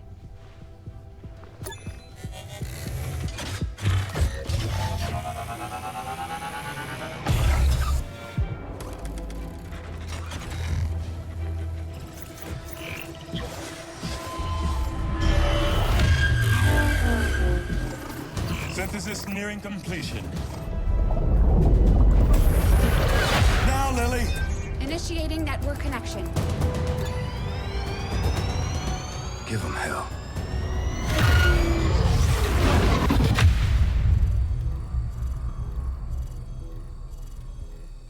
Gate is primed and ready, sir. Patch me through. Because Steven All right, Spielberg made Minority Report. The world got its wake-up call. And now they know the truth.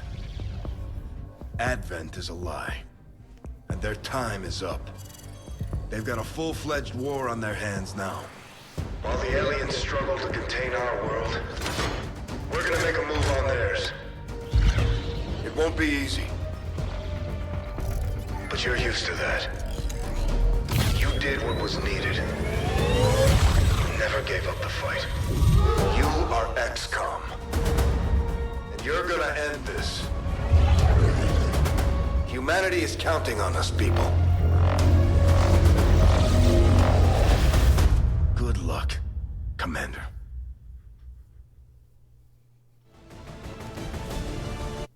I am curious if the commander gives a noble sacrifice at the end, and that's why we don't get XCOM 3. Presumably they're working on it, but...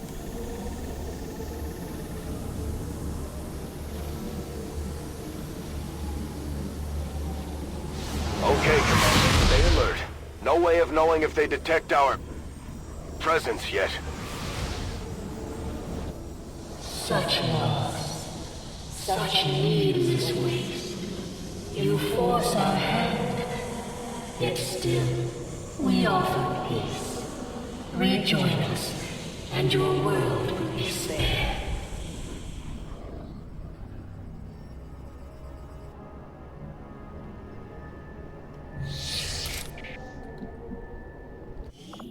All right. Like I said, I know my tendency for stupidity, so...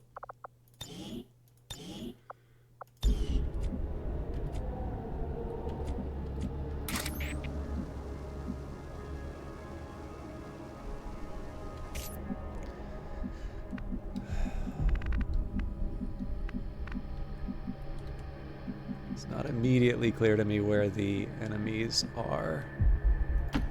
Got him, moving!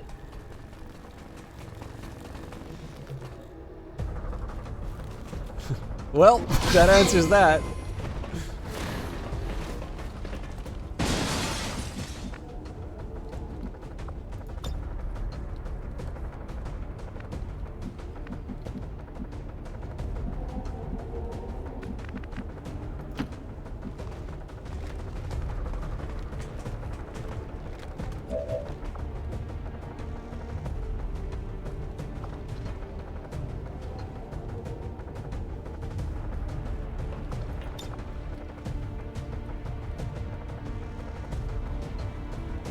Aww.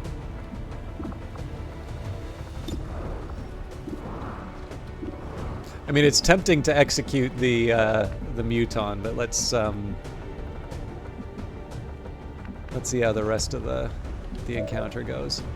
So I suppose the first thing I want to do is improve the aim. Ooh, yeah.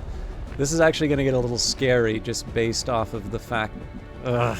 Yeah, I don't think I... Okay. I'm going to settle for high cover.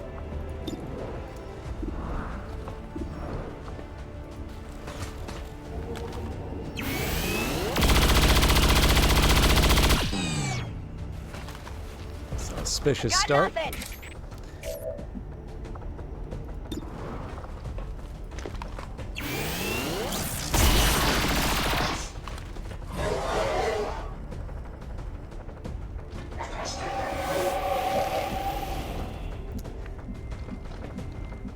Oh, that is a real shame that he's not able to... I was kind of hoping he could do the Reaper thing. Okay, well that's fine. We'll run and gun this. Stick and move! No need to ask twice.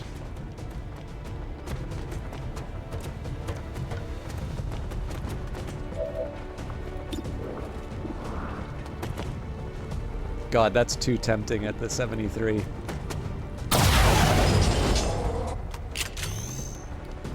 There you go.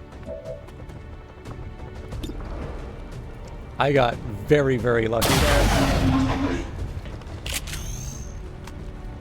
happy now? Extremely.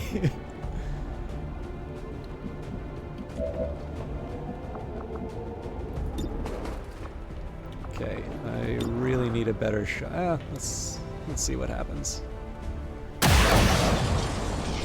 Deflection. Not quite enough to deliver the coup de grace. All right, I'm gonna go balls to the wall on this one and leave a couple people out in the open.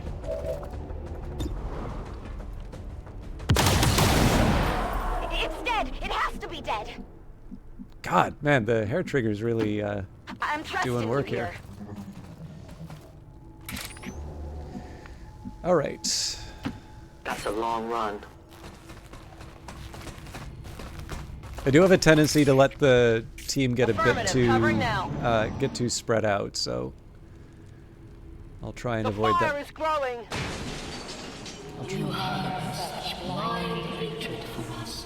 We cannot understand it.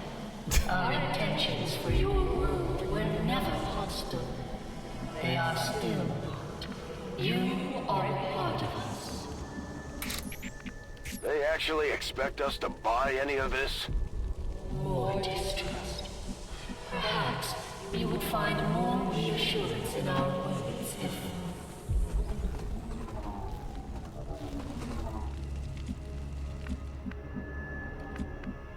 That is interesting to hold on the if, obviously. Yeah.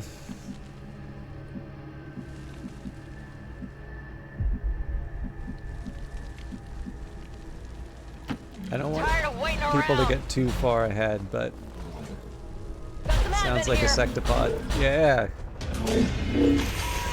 That's a whole lot of scary there.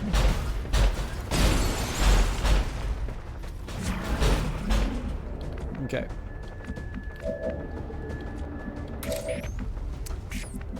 So, who...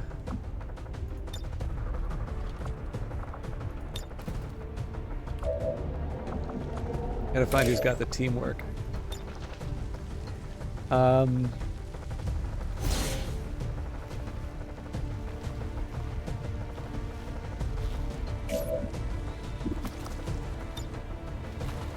Let's get it.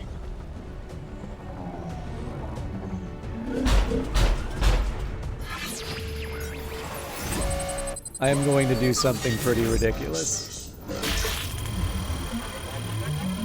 Oh!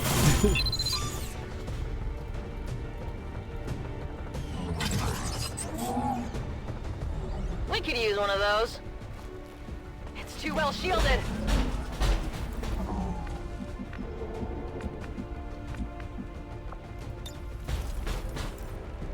Ah. Taking control.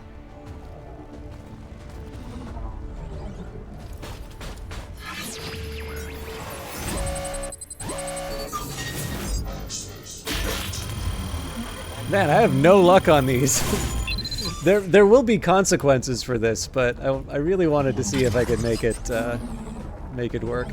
Enemy AI still active. All right.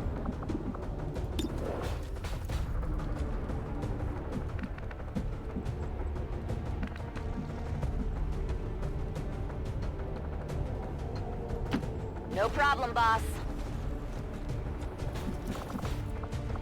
So, yeah, grenades aren't gonna help me out here. Firing rocket.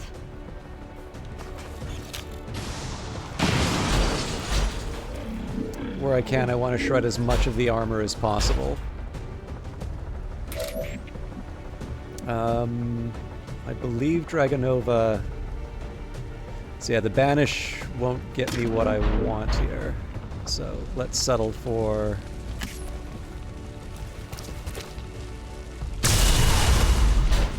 the shred.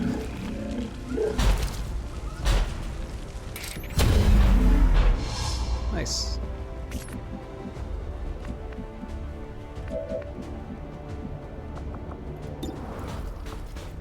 Okay, now that won't do. Oh,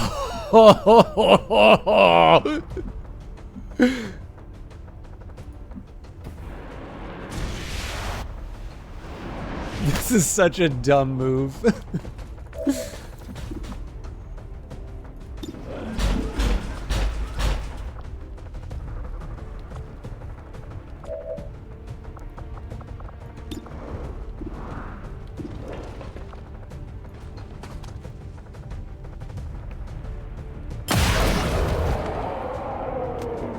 I got it, right?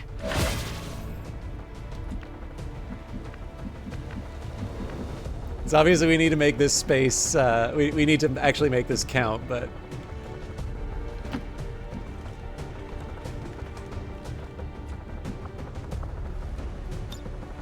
Oh, that sucks.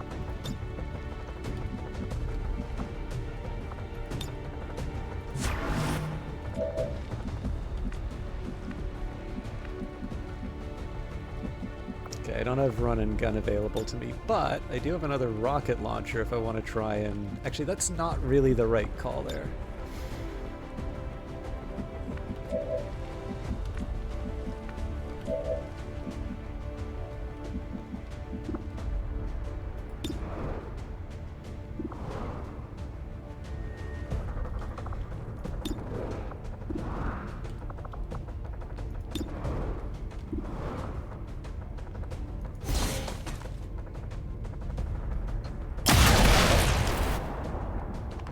It's dead!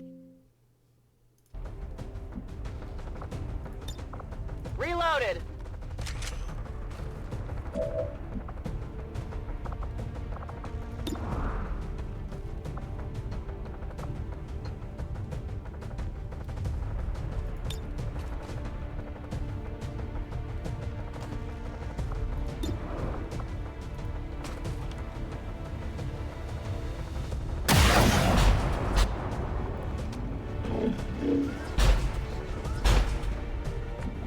All right.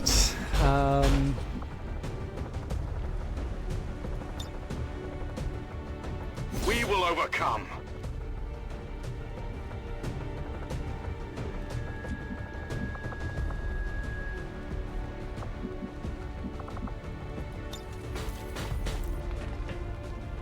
Oh, that sucks. That's also not where I want to go.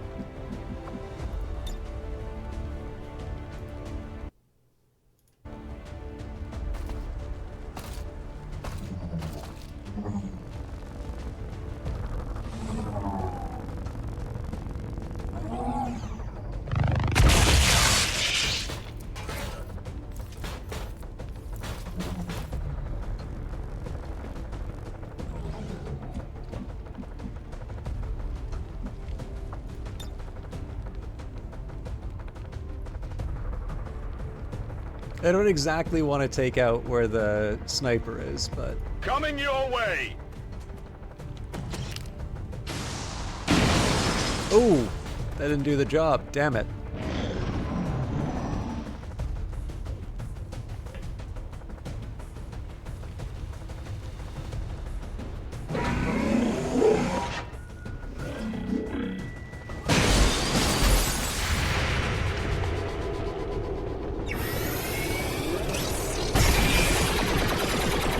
You know, they say every little bit helps, Commander.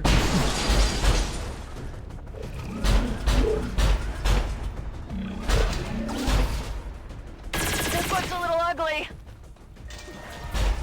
I mean, out of the number of things that could have happened to that character, that wasn't so bad.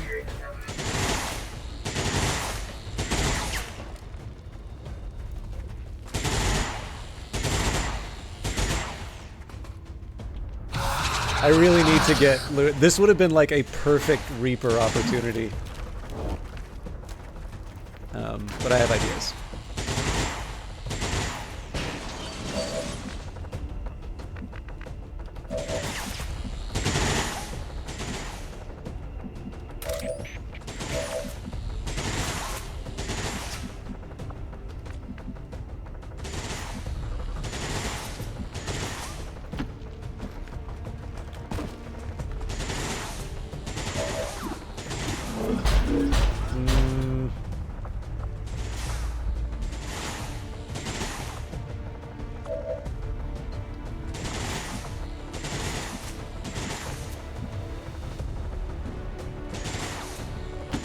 What's over there?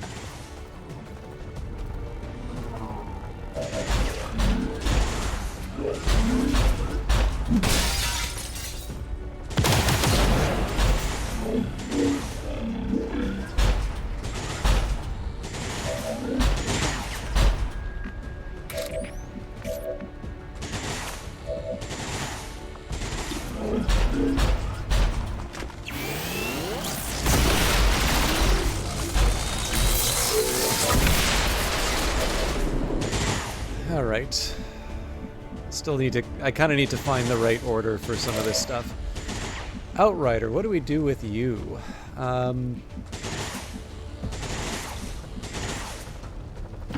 am trusting you.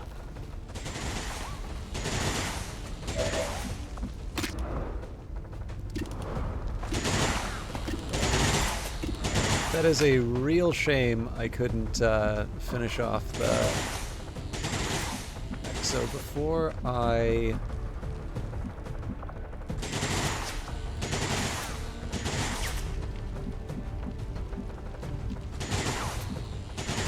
think I'm gonna have to settle Go! before moving Lewis Turner up without taking an action.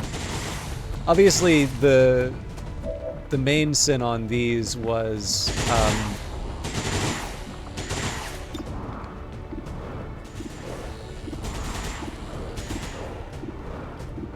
wow, okay, this will be interesting. Well, you know what? Okay, let's just let's do our thing. Check it before you get too close.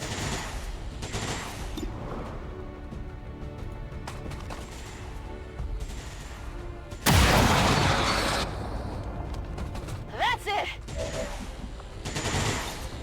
Rock and roll.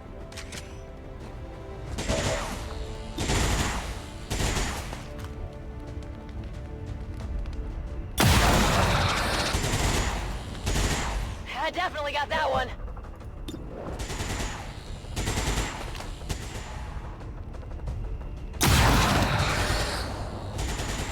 It's dead. It has to be dead. So, unfortunately, I don't have a whole lot of other options here for the rest of the turn, so we'll long watch it. Come get some. And I'm faced with a couple of choices here, so...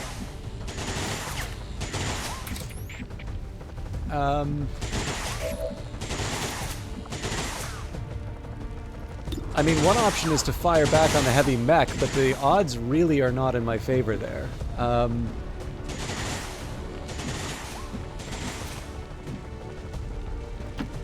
it.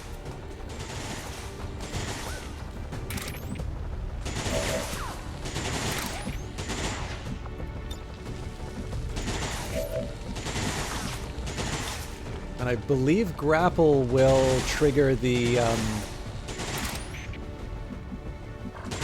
Okay. I think I know how to do this. Moving as ordered.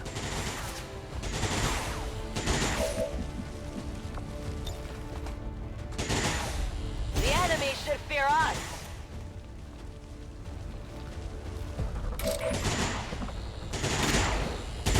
Not how I planned on that going.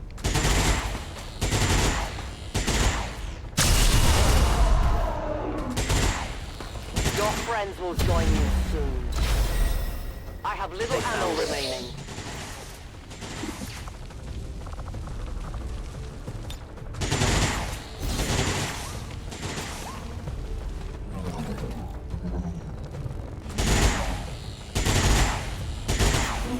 I'm not gonna lie, that was not how I planned on that. That's not how I planned on that round going, but we got through it. And to be honest, after being flanked by a sectopod that's like in PO'd mode, On it. I feel like that wasn't too bad of a round. Now, before I go any further, we kind of need to get the group back Already together. As much as I love having my sniper go in deep, I feel like that's maybe not On it. conducive to having a functioning team for the rest of the campaign.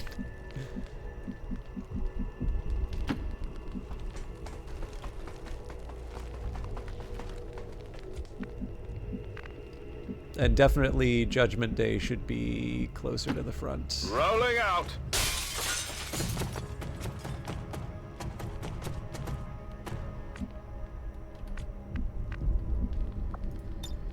I strike from the darkness.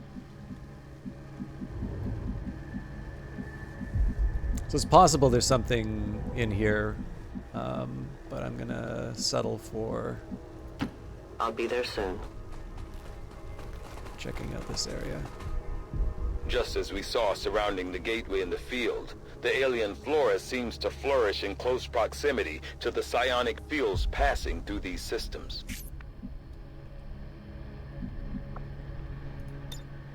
Got it covered. On Overwatch. Scanning.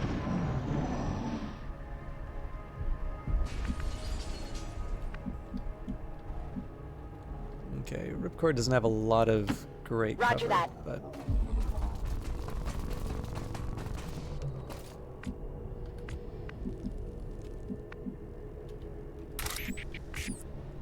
I don't necessarily want to be reckless on this one, but I do want to have a bit more purposeful movement on these, so... Here I come. Okay, sounds like there's something in here. We've got Advent here.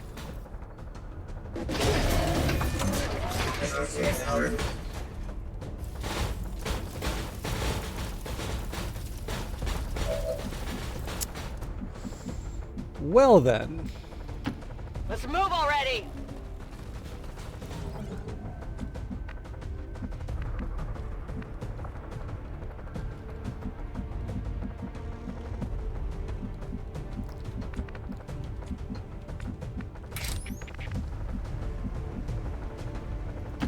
As you order, Commander. Gives me at least an idea of what's going on. Let's wait before we potentially break cover there.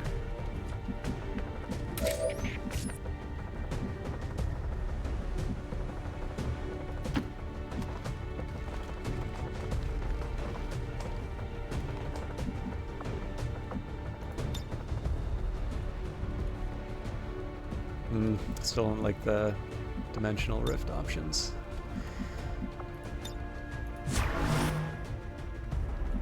Biggest problem here is that if I'm too passive What's over there? about this, then I miss the opportunity on tactical analysis.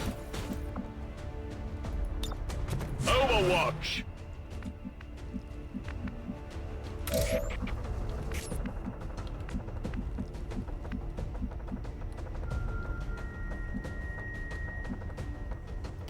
Moving out. So normally I wouldn't want to cluster this much, but the circumstances sort of forced my hand.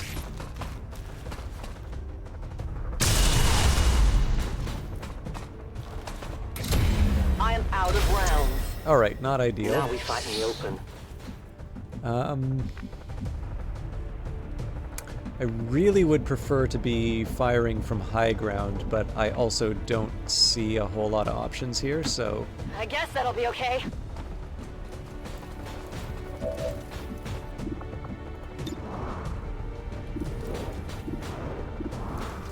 Okay, this is going to be the time when we do serial. Keep them coming.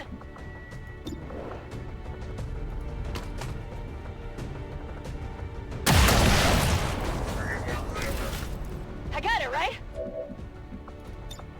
Ready to rock. This is like the poor man's high ground. I definitely got that one.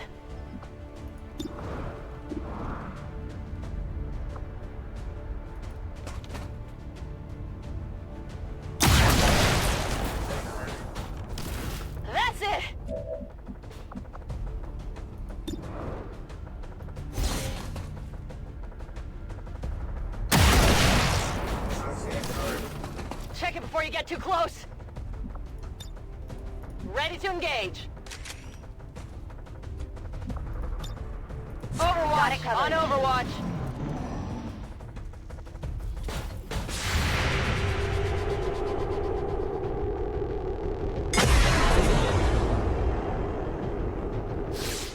Hard target. Minimal damage. So yeah, my expectation here would be that the tactical analysis doesn't result in Re-up and reload. any losses. I am at your service. Okay, so the smart move here is to shred the armor. Sorry, when I say shouldn't result in any losses, I mean that they're going to use their turn to move. I probably wasn't clear enough on that.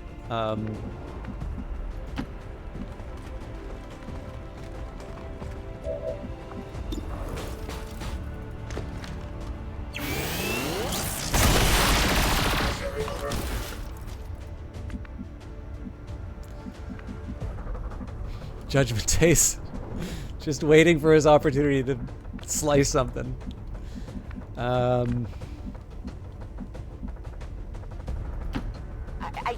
guess that'll be okay. Again, normally I don't like clustering up people like this. I got it, right?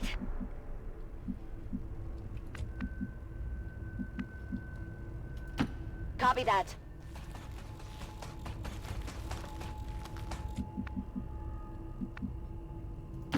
Go, go, go!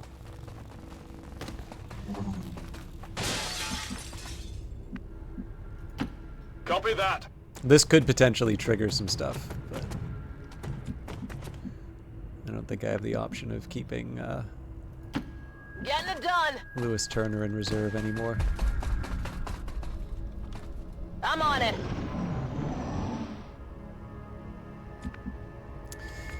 Okay, so I guess the question is, who do I want to put out front?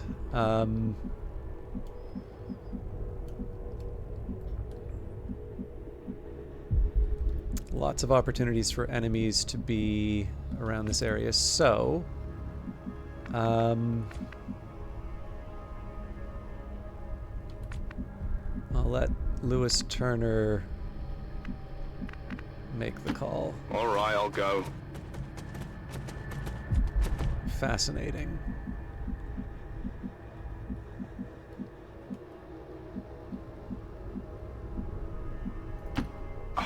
I'm going.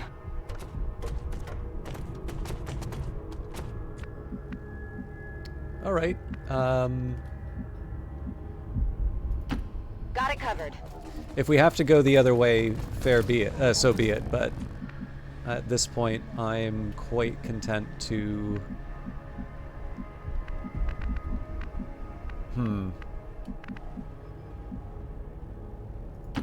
Affirmative.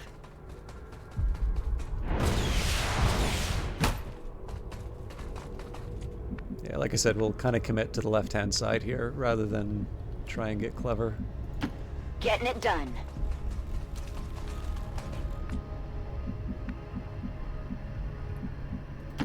I'll be there soon.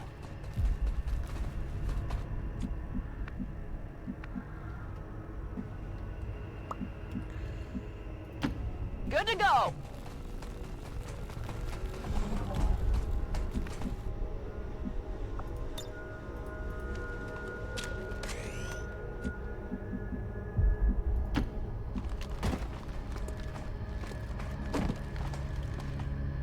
Affirmative. Moving to covering now.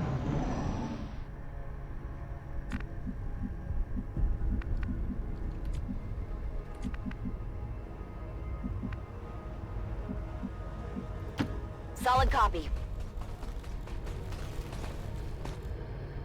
What is that? Some kind of human enclosure? There were always reports of missing civilians years before the first invasion. Could this be them? Maybe they had planned to use this for some sort of psychological testing.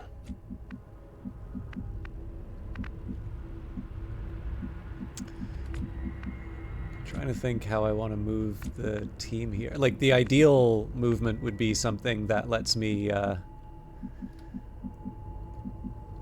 investigate these areas without... Well, okay. Good to go!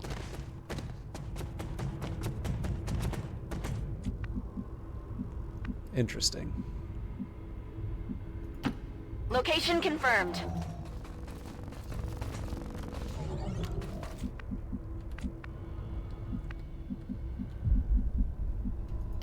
Covering ground.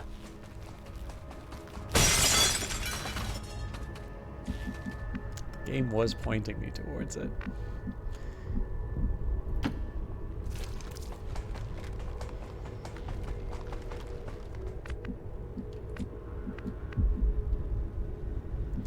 Okay.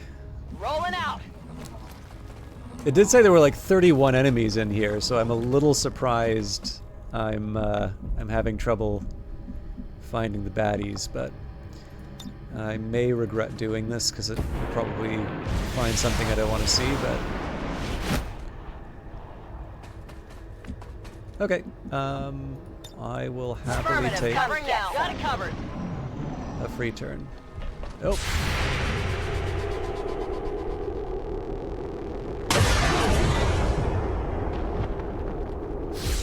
So they'll have Definitely got that one. 2 turns, but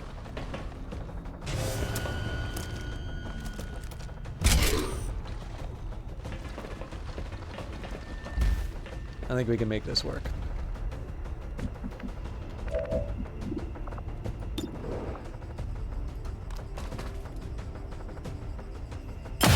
Should probably be a little more selective with my targets, but I think I still have some free reloads. Oh, I don't. I'm ready. Well, lesson learned.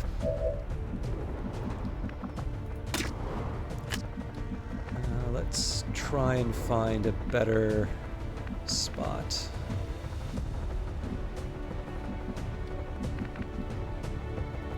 I'm on the move. I'm not really sure how it works on here, but I'll take it. Nah, I think we'll go for a good old-fashioned shot. And then hopefully somebody else can come in I and need more ammunition. fix the problem. Finally. And I'm going to want to be mindful of grenades here if I can't finish the job.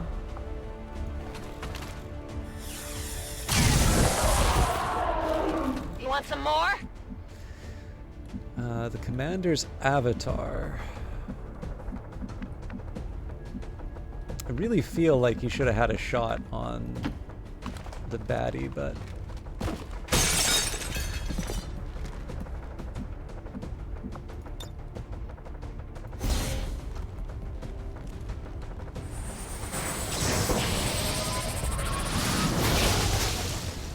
If anything, that was just an opportunity for me to see what that that did. Got it!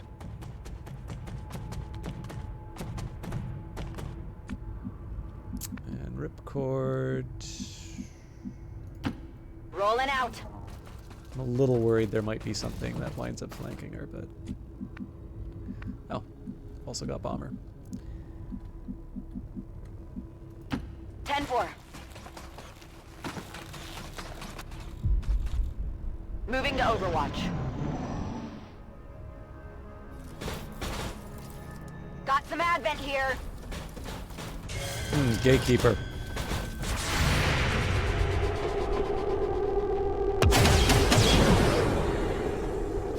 That armor's tough.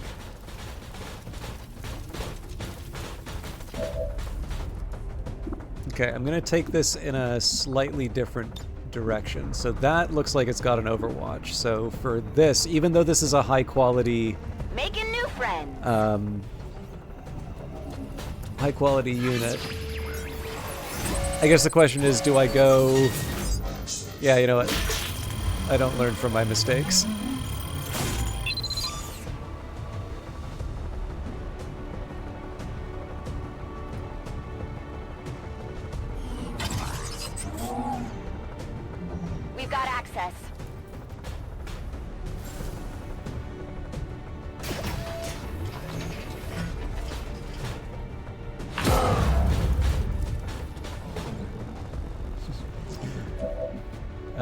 Okay. I want to find the next one of these to... No, it's Mega. Nope.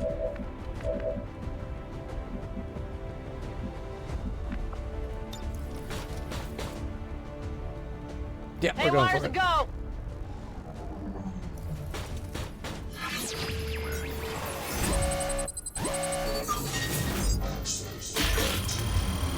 No!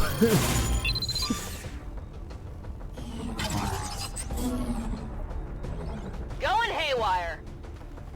Can't get this one. All right, now in an ideal world, I focus on the gatekeeper.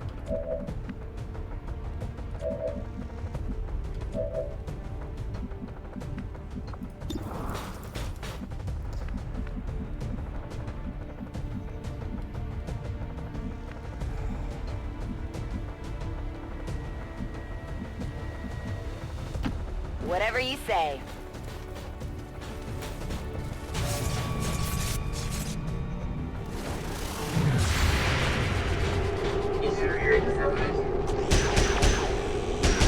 I was not expecting to see a shred off of that. Fascinating. All right. So, I mean, at this point, there's a really good argument for the frag grenade.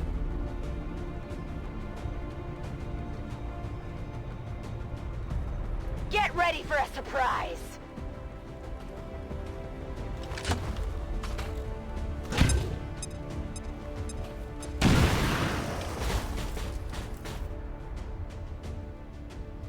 I think I probably would have shredded more armor with the shots, but I will go.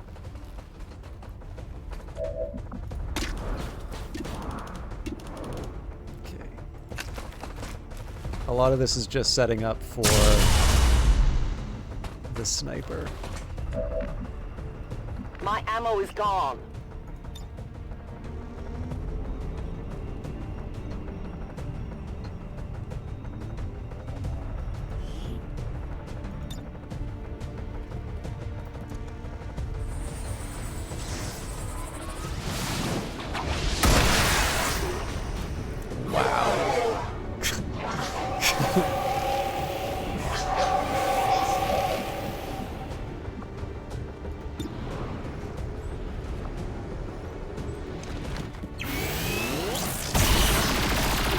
Yeah, I do not want to fight the Avatar, which presumably is going to be near the end of this fight.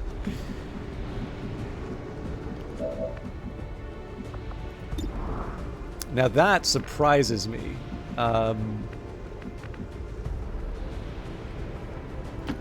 Okay, I'll go.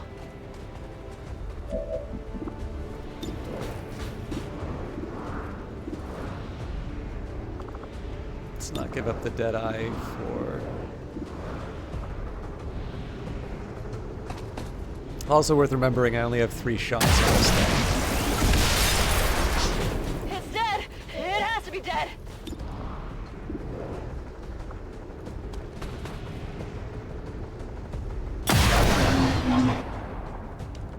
I got it, right?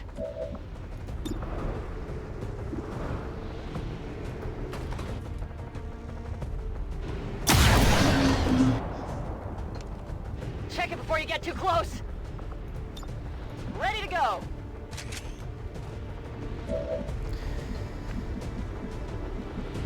There's not a whole lot left. I gotta do it. It'll only hurt for a second.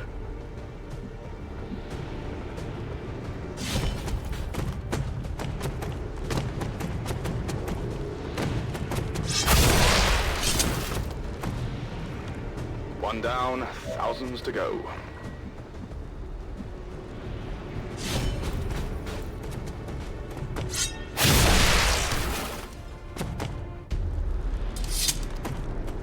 There you go.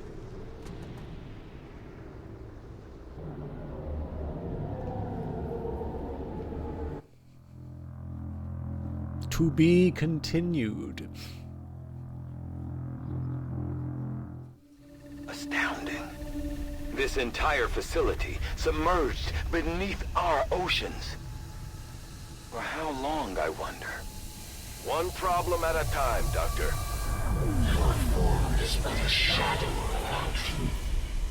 We seek to defy that which would consume us all. Your efforts deny the sacrifice of those before. You leave us no choice.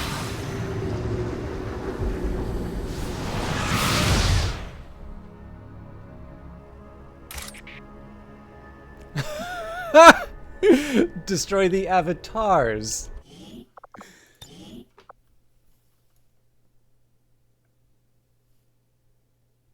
I guess I don't have a 6.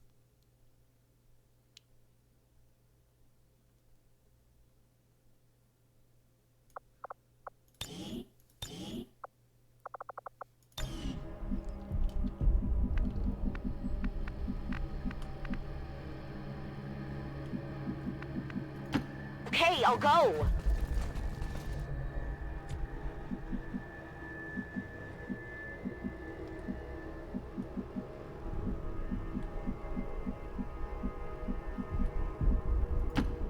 I guess that'll be okay.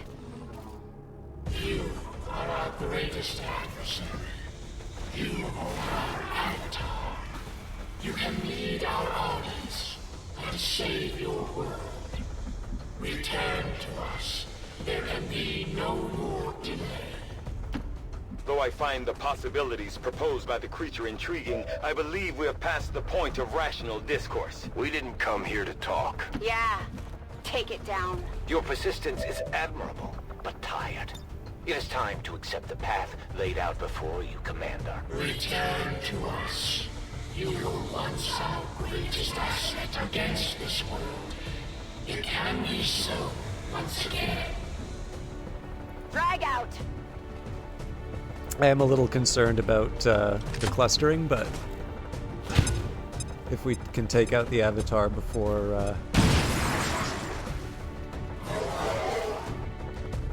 it does the damage, I'll feel okay. Cool. Re-up and reload. YOLO.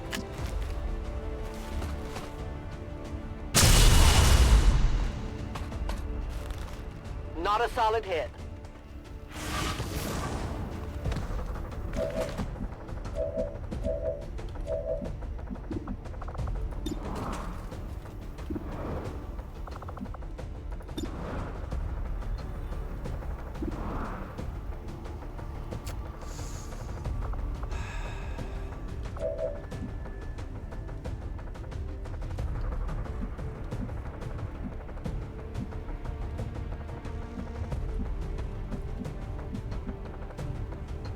Wish I had like a better flank on this thing.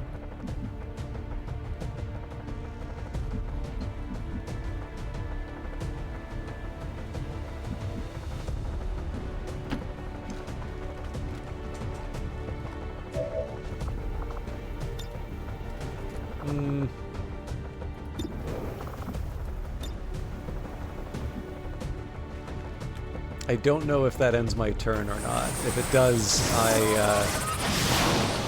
I'll feel kind of bad about it, but...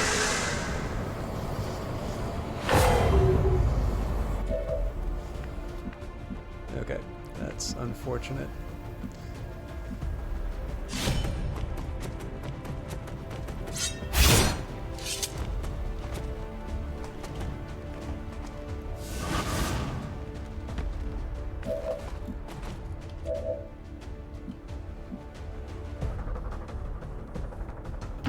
Let's move already!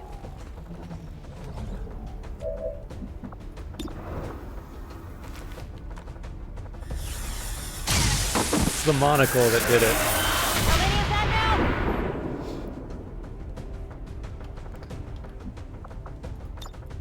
Come get some. Scanning. More of them coming in. All right, well. Not quite how I planned on using my overwatches, but...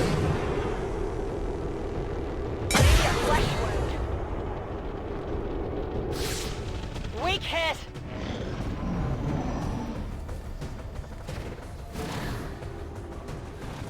Yeah, that's not a massive surprise. They're trying to flank us! I think saw the Icarus armor is like, nope.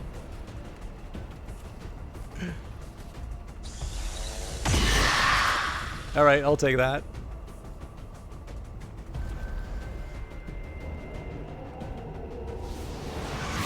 They're bringing in reinforcements. Ooh, that's gonna be interesting.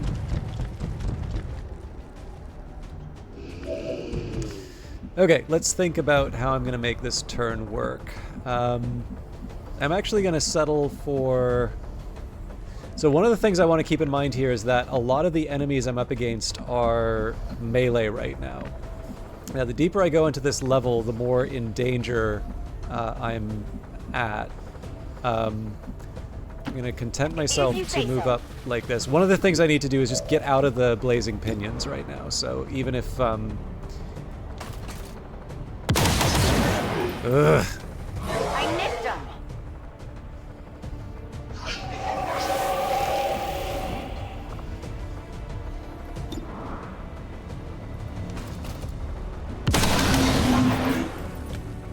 I got it, right? All right. On reserves!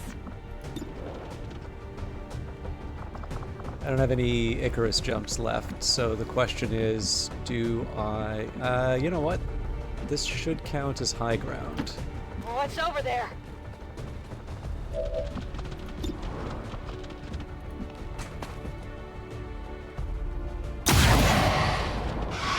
No, but not enough Hard to kill. target, minimal damage! Alright, that's probably wasn't well considered on my part, but... Whatever you say.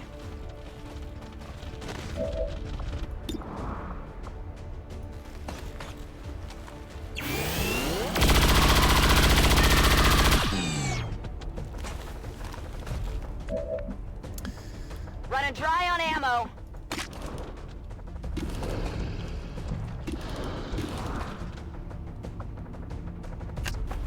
Probably should have moved. One of many. I have almost no ammo.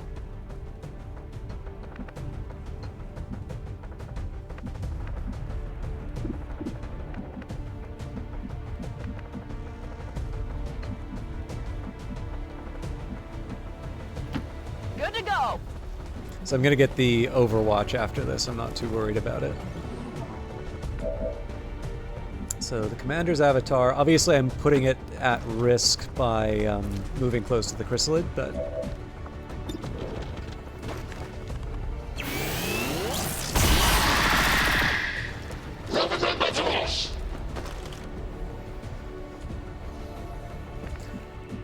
Okay, now Judgment Day's in an interesting position, given that we've got all these faceless running around. I'm gonna do something a little reckless and move them deeper into the level. Because I think the sooner we go after the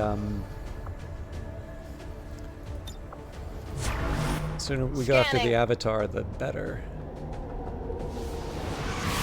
Multiple hostiles advancing on our position. I've got eyes on Advent troops. That's what we were looking for.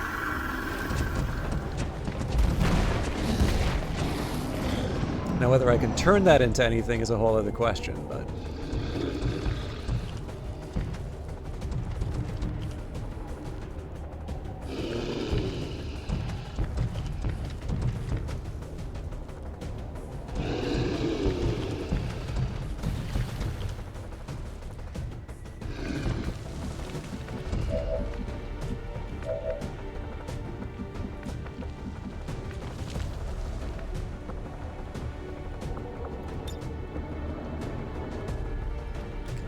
quite in the spot where I can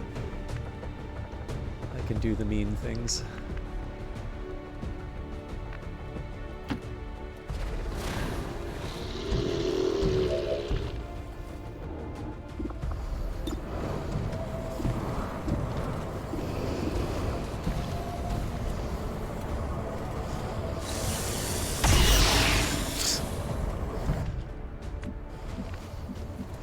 Now, this is an interesting problem for Judgment Day, because, like, obviously we want to get in and wreck the Faceless. I'm all over it.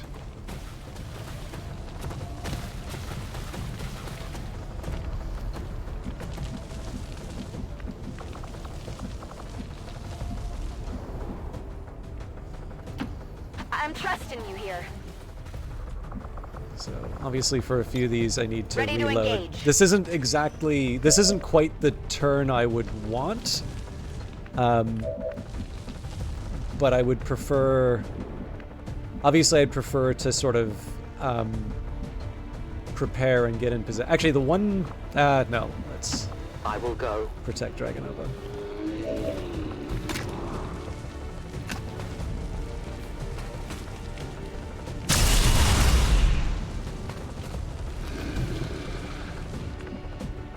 I require ammunition. I'm not sure I'm brave enough to do the high ground like this yet. Let's do this.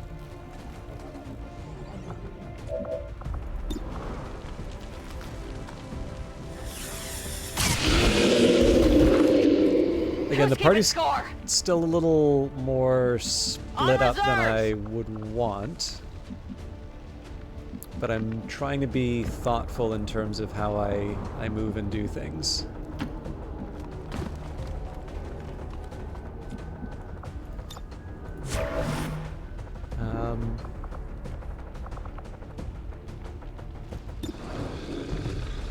I think at this point it makes sense to reload and do the shots. Ready to go.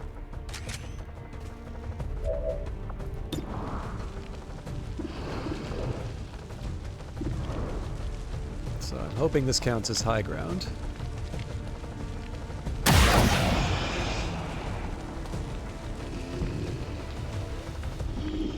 Doesn't matter.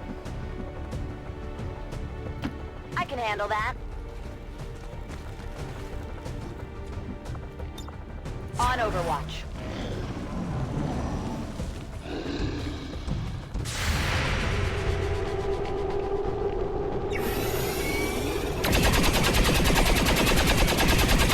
Yeah, too tall. It's still moving.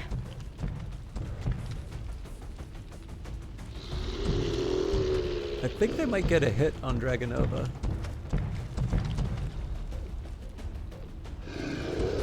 No, maybe not.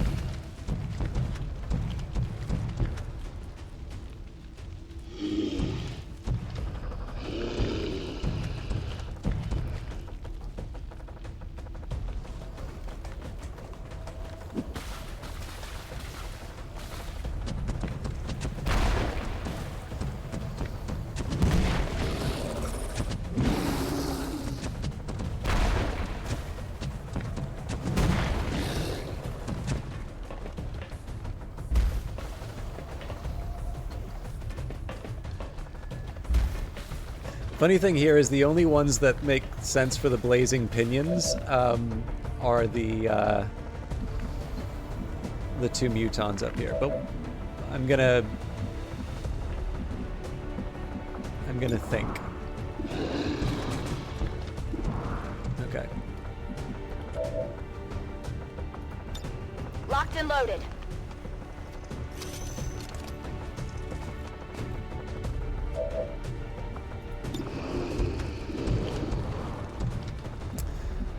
My alternative.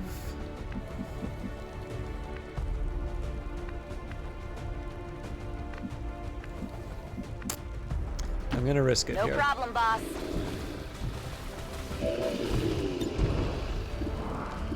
Okay, well.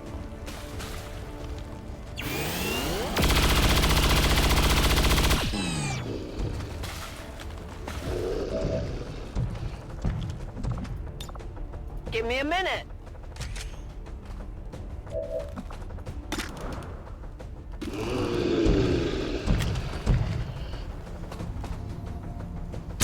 Obviously, something that shreds the armor would have been Death to the better invaders. for.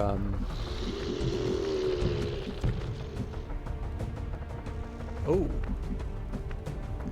that's too good of an opportunity Here to I pass come. up.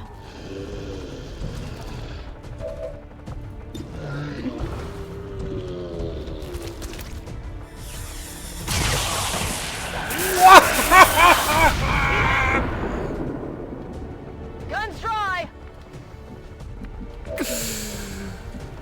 I have had some absolutely preposterous luck with that ability.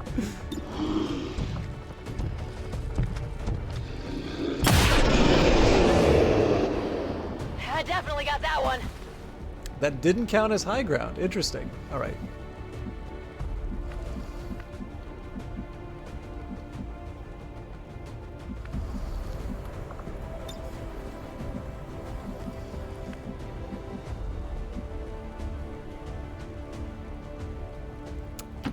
That one I think is a little higher. It's I think that was like a 10% or something.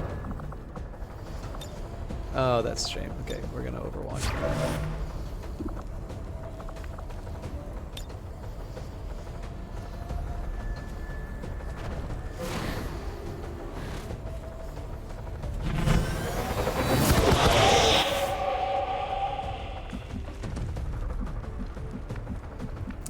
Now, Judgment's Day is going to be in a little trouble if he doesn't.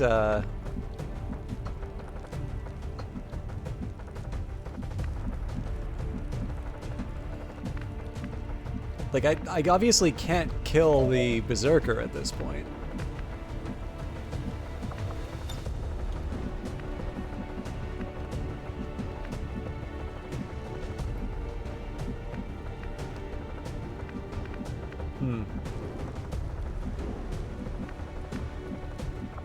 Alright, here's what I'm gonna do. Grapple out.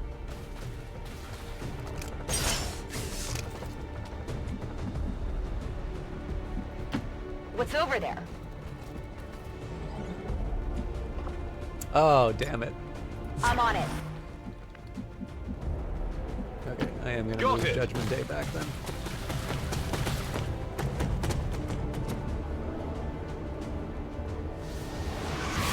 More hostiles inbound. Advent forces on the ground.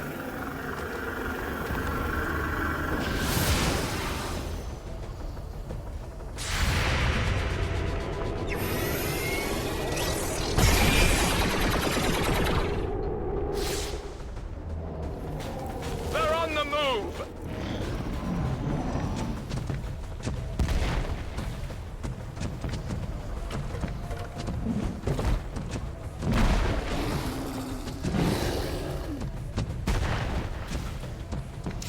I mean, the Blazing Pinions are gonna do some work here.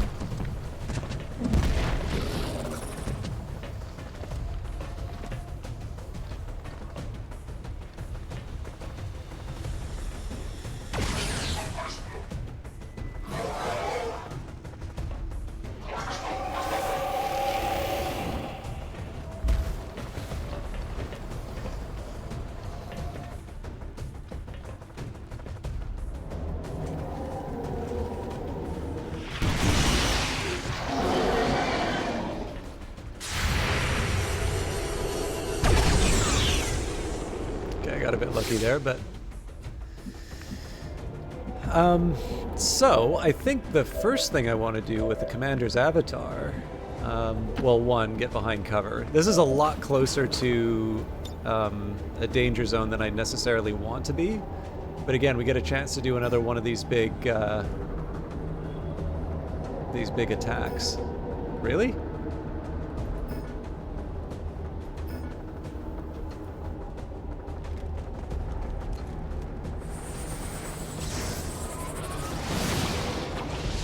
I was obviously hoping to get the snake in there too.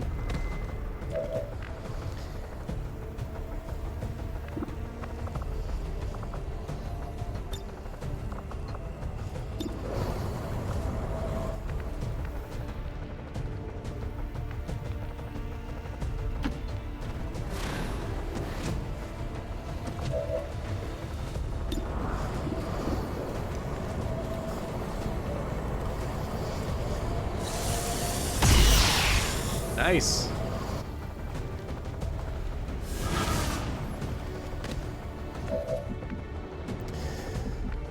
All right, Judgment Day could not have worse luck in terms of placement. So what I really need right now is somebody to shred some armor.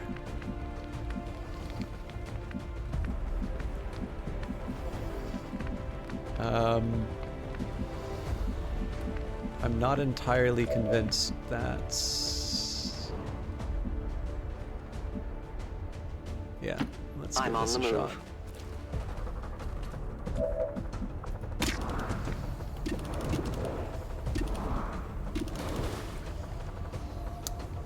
I mean, the odds aren't great. Maybe we try Banish? Not at those odds.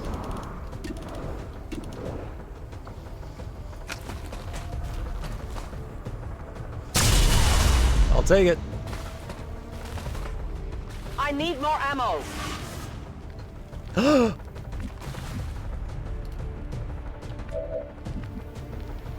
Judgment Days. Judgment Day has arrived.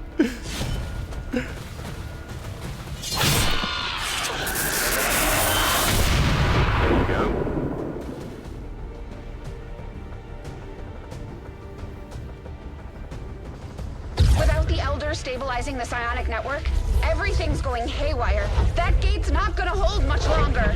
You heard her!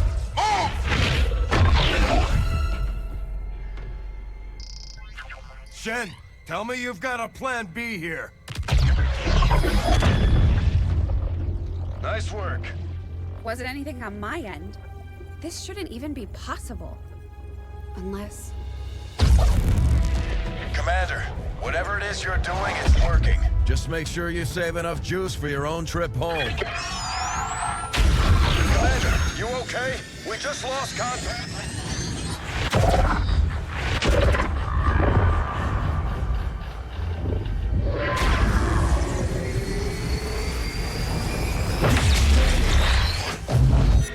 What the hell is happening here, Doctor? It's the Elders. They're overwhelming our link, enveloping the Commander's consciousness. Then sever the connection! we do that, we risk a complete overload. We will reclaim what was given. We will be whole once more. No!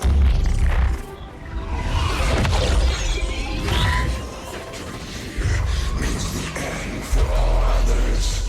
It will follow you as it followed us. You are not ready. We must not fail. Vital stabilizing. Synaptic activity returning to acceptable levels. And one transdimensional psionic network down for the count. Mission accomplished, Commander.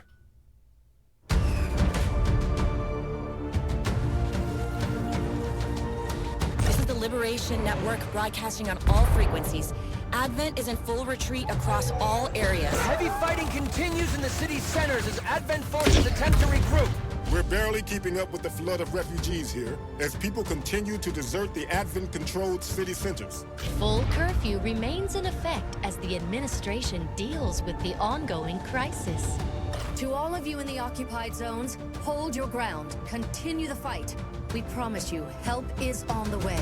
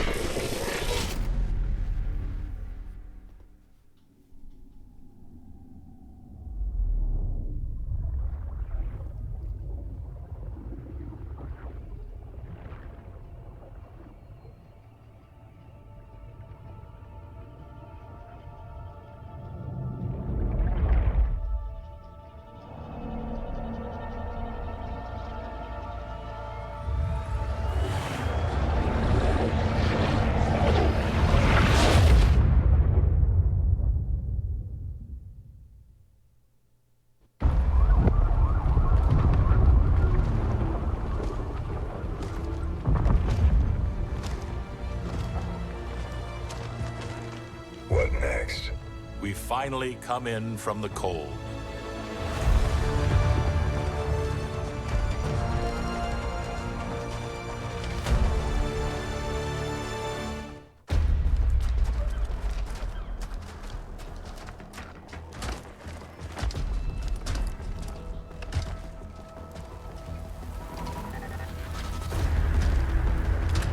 Brothers and sisters, welcome home.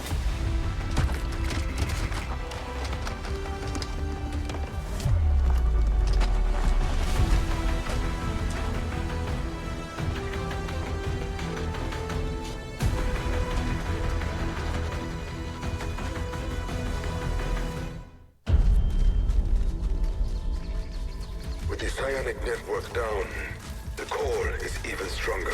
Gather everyone. Our time is short. We won but a battle. Now the real war begins.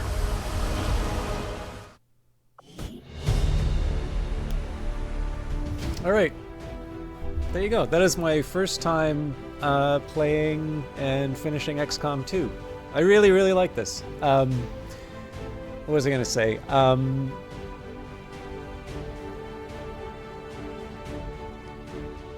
But yeah, I think, Toncracked, probably one of the things that happened there, I'm really bad at spreading out my soldiers a little too much, so I have a feeling that some of the I don't know what the logic behind the teleports are, but yeah, I'm guessing probably if my units weren't as spread out, it might have been a little different. It is interesting to see the difference with the world stats. I'm also wondering, so I don't know how many people finish XCOM 2. Clearly here I was willing to reload a lot, partly because I actually, having played this, I have the feeling that the threat of straight up losing is probably lower than I appreciated. But yeah, you know, more flawless missions by the world, 6 fewer missions in total, so I'm going to guess that looking at the aliens killed and the total missions won, yeah, so this was, I'm assuming the endings that I just saw there were ones from War of the Chosen. I never actually finished the base XCOM 2. I play stuff too slow, so this is both my first victory for XCOM 2 as well as the expansion.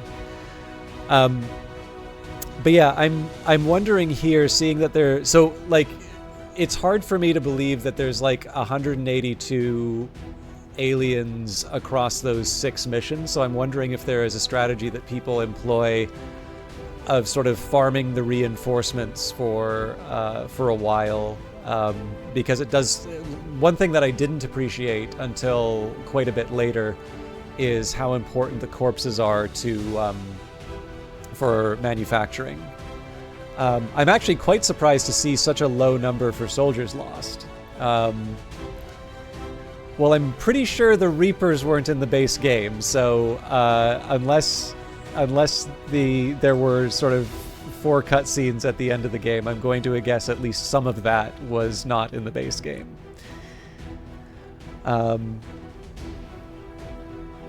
So, and then the only problem that I have with the hypothesis of people farming aliens is it does feel like the missions are getting completed quite a bit faster as well. Killed a Chosen faster. I definitely did not.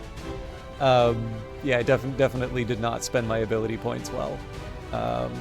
Fewer covert actions, but I suppose that's probably... Well, no, I also built the ring a lot later, so that explains it. Apparently the rest of the world doesn't care about soldier bonds, and I did not research enough breakthroughs. I'm not too worried about soldiers who saw action, because obviously I'm going to, if I'm reloading when people are dead. Longer to get to first colonel. Total days wounded, I'm not sure why that's a blank there. But I imagine these two make sense just because in the end, if I'm spreading it out more, I'm not...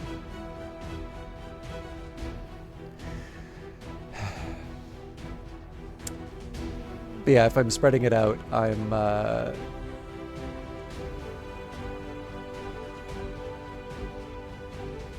presumably not going to be getting to a colonel faster. Although, I mean, it's a difference of like 22 days, so...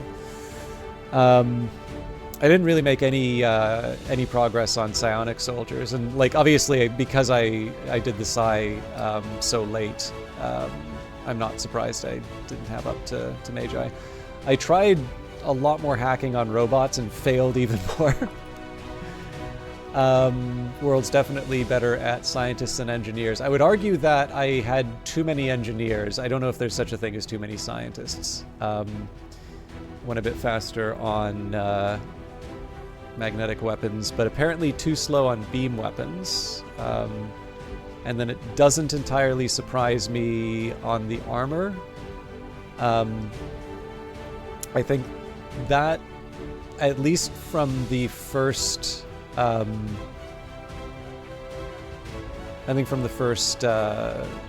XCOM game I developed. I mean, obviously I'm assuming this will change when I go to higher difficulties, but I think the idea is that meat is relatively cheap, so, having soldiers with a lot more punch makes a bit more sense. Like, obviously if you kill an enemy, that enemy can no longer do damage to you, so, having the more powerful weapons, all things being equal, seems to make more sense. I can definitely see why the world didn't do 8 radio relays. I mean, I did it so I could. One more alien facility. I mean, I wanted the Avatar project to be 0, so that doesn't really surprise me too much. Probably not, Woban. I didn't do Long War in the first game, and I feel like because I was reloading on failure. I mean, obviously near the end I was getting a little bit better at sort of playing things where they lay, although obviously that's easier to say when you've got like a team full of colonels running around, doing Reaper to like wipe out everything that you see. I feel like I could probably stand to get a little more experience in the core game. I will confess, I was quite disappointed that Shen's Last Gift wasn't incorporated. Like, I really struggled with the Alien Hunters stuff, and I have a feeling that Alien Hunters is going to be one of the reasons why I don't play this on Iron Man for a very long time. But yeah, I don't know, Woman. I wouldn't say, never say never, but I will confess I actually don't do a lot of modding in games. So, I could see myself doing Long War, but I haven't felt quite the same urge to play it as others have. I'm a little curious how negative intel works on here. Again, one of the things that I think is worth recognizing here is that these surpluses are a waste. Like, this is one of the things that, if you like real-time strategy games, this can be like, this is common sense, but if you don't play real-time strategy, it's a little bit weird. But like, one of the big advantages that you can get in real-time strategy is overcoming the tendency to hoard. Because like this 8477, given the fact that I had about 3,000 at the end of the game, like those are upgrades that I didn't make. Those are things that I could have done to get myself an advantage, earlier on. And so, even if I just didn't pick up the supplies, right? If I just let them sit, sure, it's just 3 days, but if I use those 3 days to get something that I really needed, that could potentially be the difference between, a soldier that gets saved or a mission that succeeds or something. So, But yeah, also, I collected so much intel, so it's actually interesting to see a much higher amount to the black market. So my guess here is that overall I just mismanaged my resources because I had too many supplies and I didn't take advantage of the black market. All right.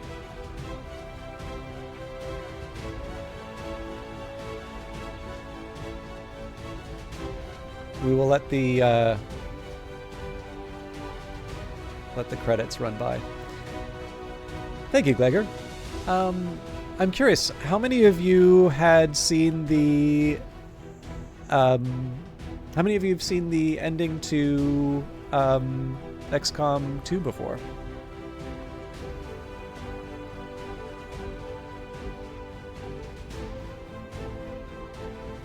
I think a couple of the things that I liked about... Actually, I'm also a little curious. Okay, so Jake Solomon did work on War of the Chosen.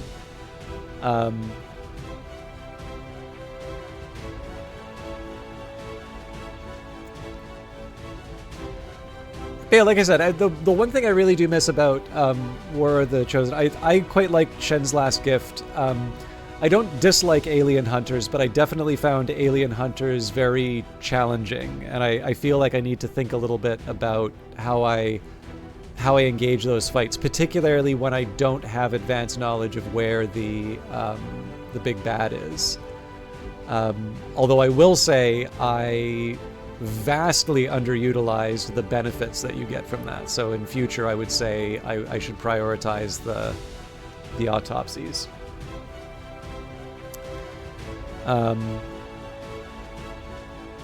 Yeah, I don't know. I think one of the things that really struck me about the difference between XCOM Enemy Unknown and Enemy Within, and in XCOM 2, like the first Firaxis XCOM does have a nice cinematic style to it, and in fact, for those of you that like game development stuff, there is a GDC talk where Jake Solomon shows sort of the prototype that they did. They did something really interesting for this game, or for the first game. When I say first game, I obviously mean the Firaxis one, where they actually did sort of an animation of it. So like it looks like it's a top-down game. Like it looks like the XCOM that we're familiar with, but it was not a playable game. It was this it was kind of this concept of what it looks like. And there's actually a little cheat in it because they didn't quite figure out how to do movement between like low ground and high ground. So there's sort of a cut to black in that demo, which is a little bit of a cheat. But the intention behind that was to sort of give you a feeling of what the game would feel like. And what's interesting is that when you see the different demos that they have of it, there's ones which are really like kind of borderline John Wick sort of. You see the guy run through and the bullets are flying overhead and he's hiding behind the cover. It looks really impressive, but those were also some sort of false, maybe not false starts, but definitely they kind of went down maybe some blind alleys where it looked really cool, but it didn't necessarily play as well. But I think one of the things that really struck me about the opening sequence for XCOM Enemy Unknown was how well the opening cinematic lines up with the XCOM UFO defense. Here I'm talking about the Microprose game where Julian Gollop was the lead. You can actually almost sort of see shot for shot and sort of pacing-wise that they're not identical, but they rhyme. And I feel that that's a conscious decision that they made. And, the first Firaxis XCOM was definitely one that was intended to be played on mobile devices. I think it actually works quite well on mobile, but, it's one of these things where it's not necessarily a looker. It's not bad, but you can see it as a much smaller game. And it has sort of those cinematic moments, but it's really more when you get a good crit because the camera changes to a different angle in that. And one of the things that really impressed me about XCOM 2, and I remember this when I first played it, because I also played it when it came out, I just didn't finish it, was how they sort of seemed to make this decision that they wanted to do something that was, I guess, native to the PC. I know they obviously did console ports and such later, but, you know, just that level of polish and having sort of that Hollywood feel to it, right? The future, the occupied world, the shiny outfits, the you know, the sort of full voice cast and all of that. I personally really liked that approach, and I felt that it worked really well with. Is Jake Busey the guy in? He's like the guy who gets his arm broken in Starship Troopers, isn't he? Anyway, yeah, I really like how they kind of leaned into that in this one. It's different from what I was expecting. I think there's like something kind of cool about the idea of an XCOM game that looks at the telemetry from the first one and says like, yeah, there's no way that humanity, you know, won that first encounter. But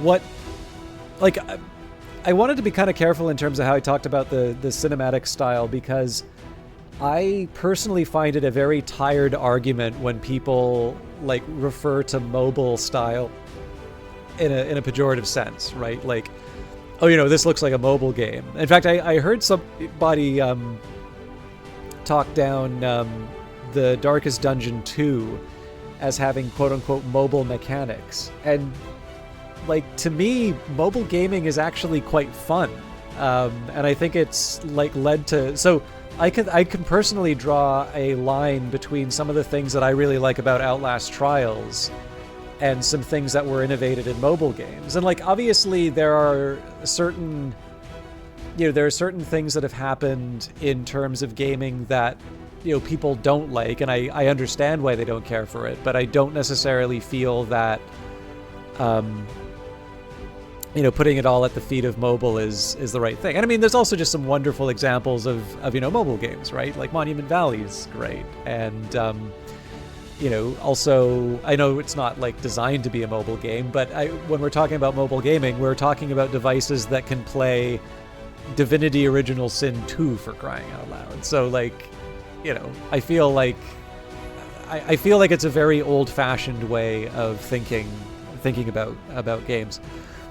But it is fair to say that if you look at something like XCOM, the reason why I'm kind of going on this tangent is that I think when you look at something like XCOM Enemy Unknown, which as far as I can tell was not Jake Solomon's first crack at XCOM. In fact, I believe he was given an opportunity to do XCOM, and it was an embarrassing failure, like a sort of like, I really screwed up this opportunity sort of thing. There's if you like this sort of stuff, there's the Designer Notes podcast.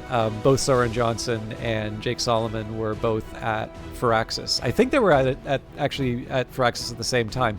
I remember the first, I was a little surprised when I played Sid Meier's Railroads and I saw there was like a graphics programmer, and that was Jake Solomon, the team leadership here. But yeah,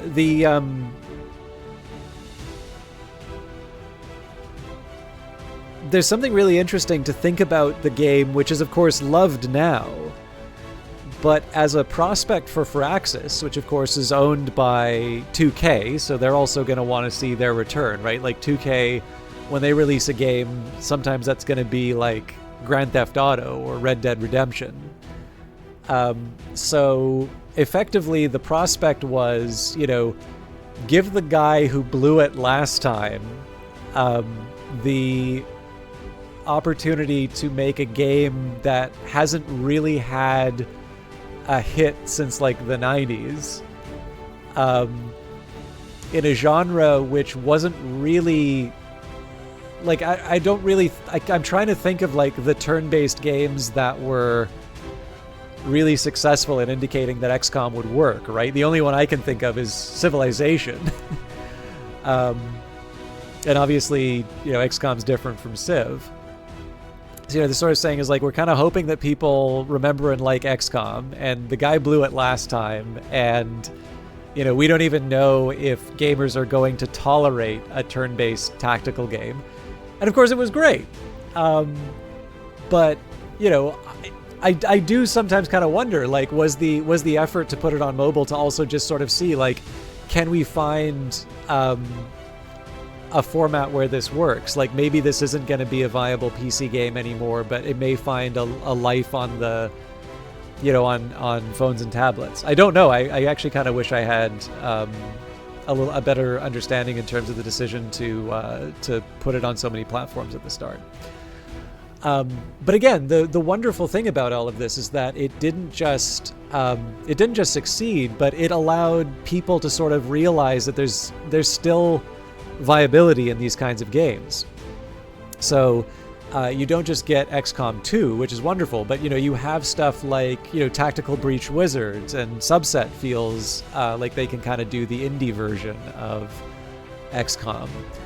And that Firaxis feels empowered to say, okay, this clearly works on PC, and so what we're going to do is we're going to put a lot of polish on this thing, and like all of that cinematic stuff that we put in the first one, we're just going to turn that up to 11 and make this sort of feel like a really good sci-fi movie. And for my part, like I really, really enjoyed that. I thought that was a really good choice. So. And I will actually confess, like, I don't know. My opinion on Chimera Squad was the people who I saw complaining about it were just like very boring people. So I don't know what the actual consensus on it was, but I actually really liked that they. I liked that they took a different angle with it. First of all, I like the idea that when the when the occupation is finished, that it's a police story, right? That you're a like a futuristic SWAT team, and that the idea is no longer like what are the acceptable casualties to achieve your objective, but rather how do we make sure everybody comes back alive, and to sort of push the story forward, and to have it be a an experiment in trying to have the the two worlds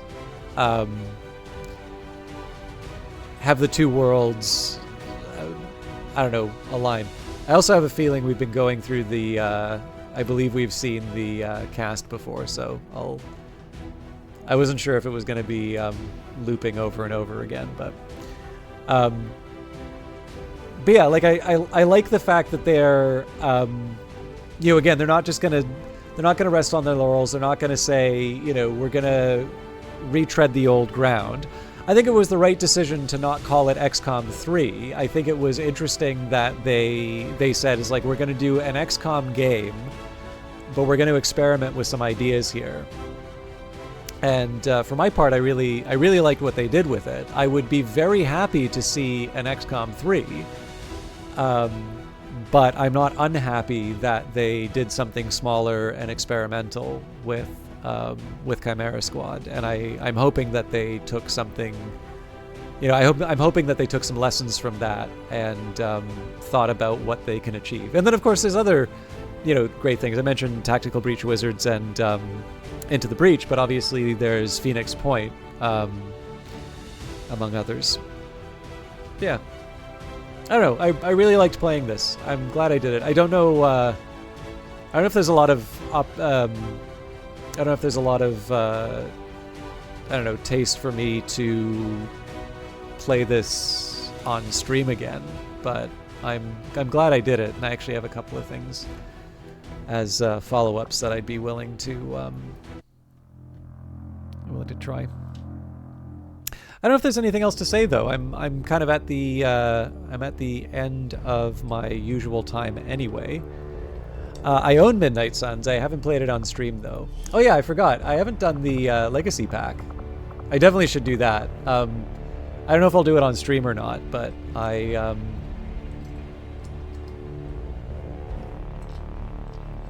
yeah, I think I'll try a couple of these on my own time. But yeah, I'll say that's it for XCOM on the channel for a bit. I am definitely at a point, there's a few things I have in mind in terms of what I'm going to do for the channel and some of the stuff to play. But I think it's always good. I'm not very good at doing sort of things by request. But one of the things I do like is I like hearing what people enjoy seeing me play, because I know I've had a little bit of a departure from strategy for a while. This is definitely me jumping back into strategy. But the big thing for me is that when people make recommendations, even if I don't wind up playing the specific game that they're thinking of, I do take those, and when I have an opportunity to do something that, somebody's offering a key or that, and I think it's something in the ballpark, that's always sort of been something that helps me decide sort of on the margin what to play. So I'm happy that I've gotten this done. I think the other big one that I wanted to get off my plate is Cyberpunk.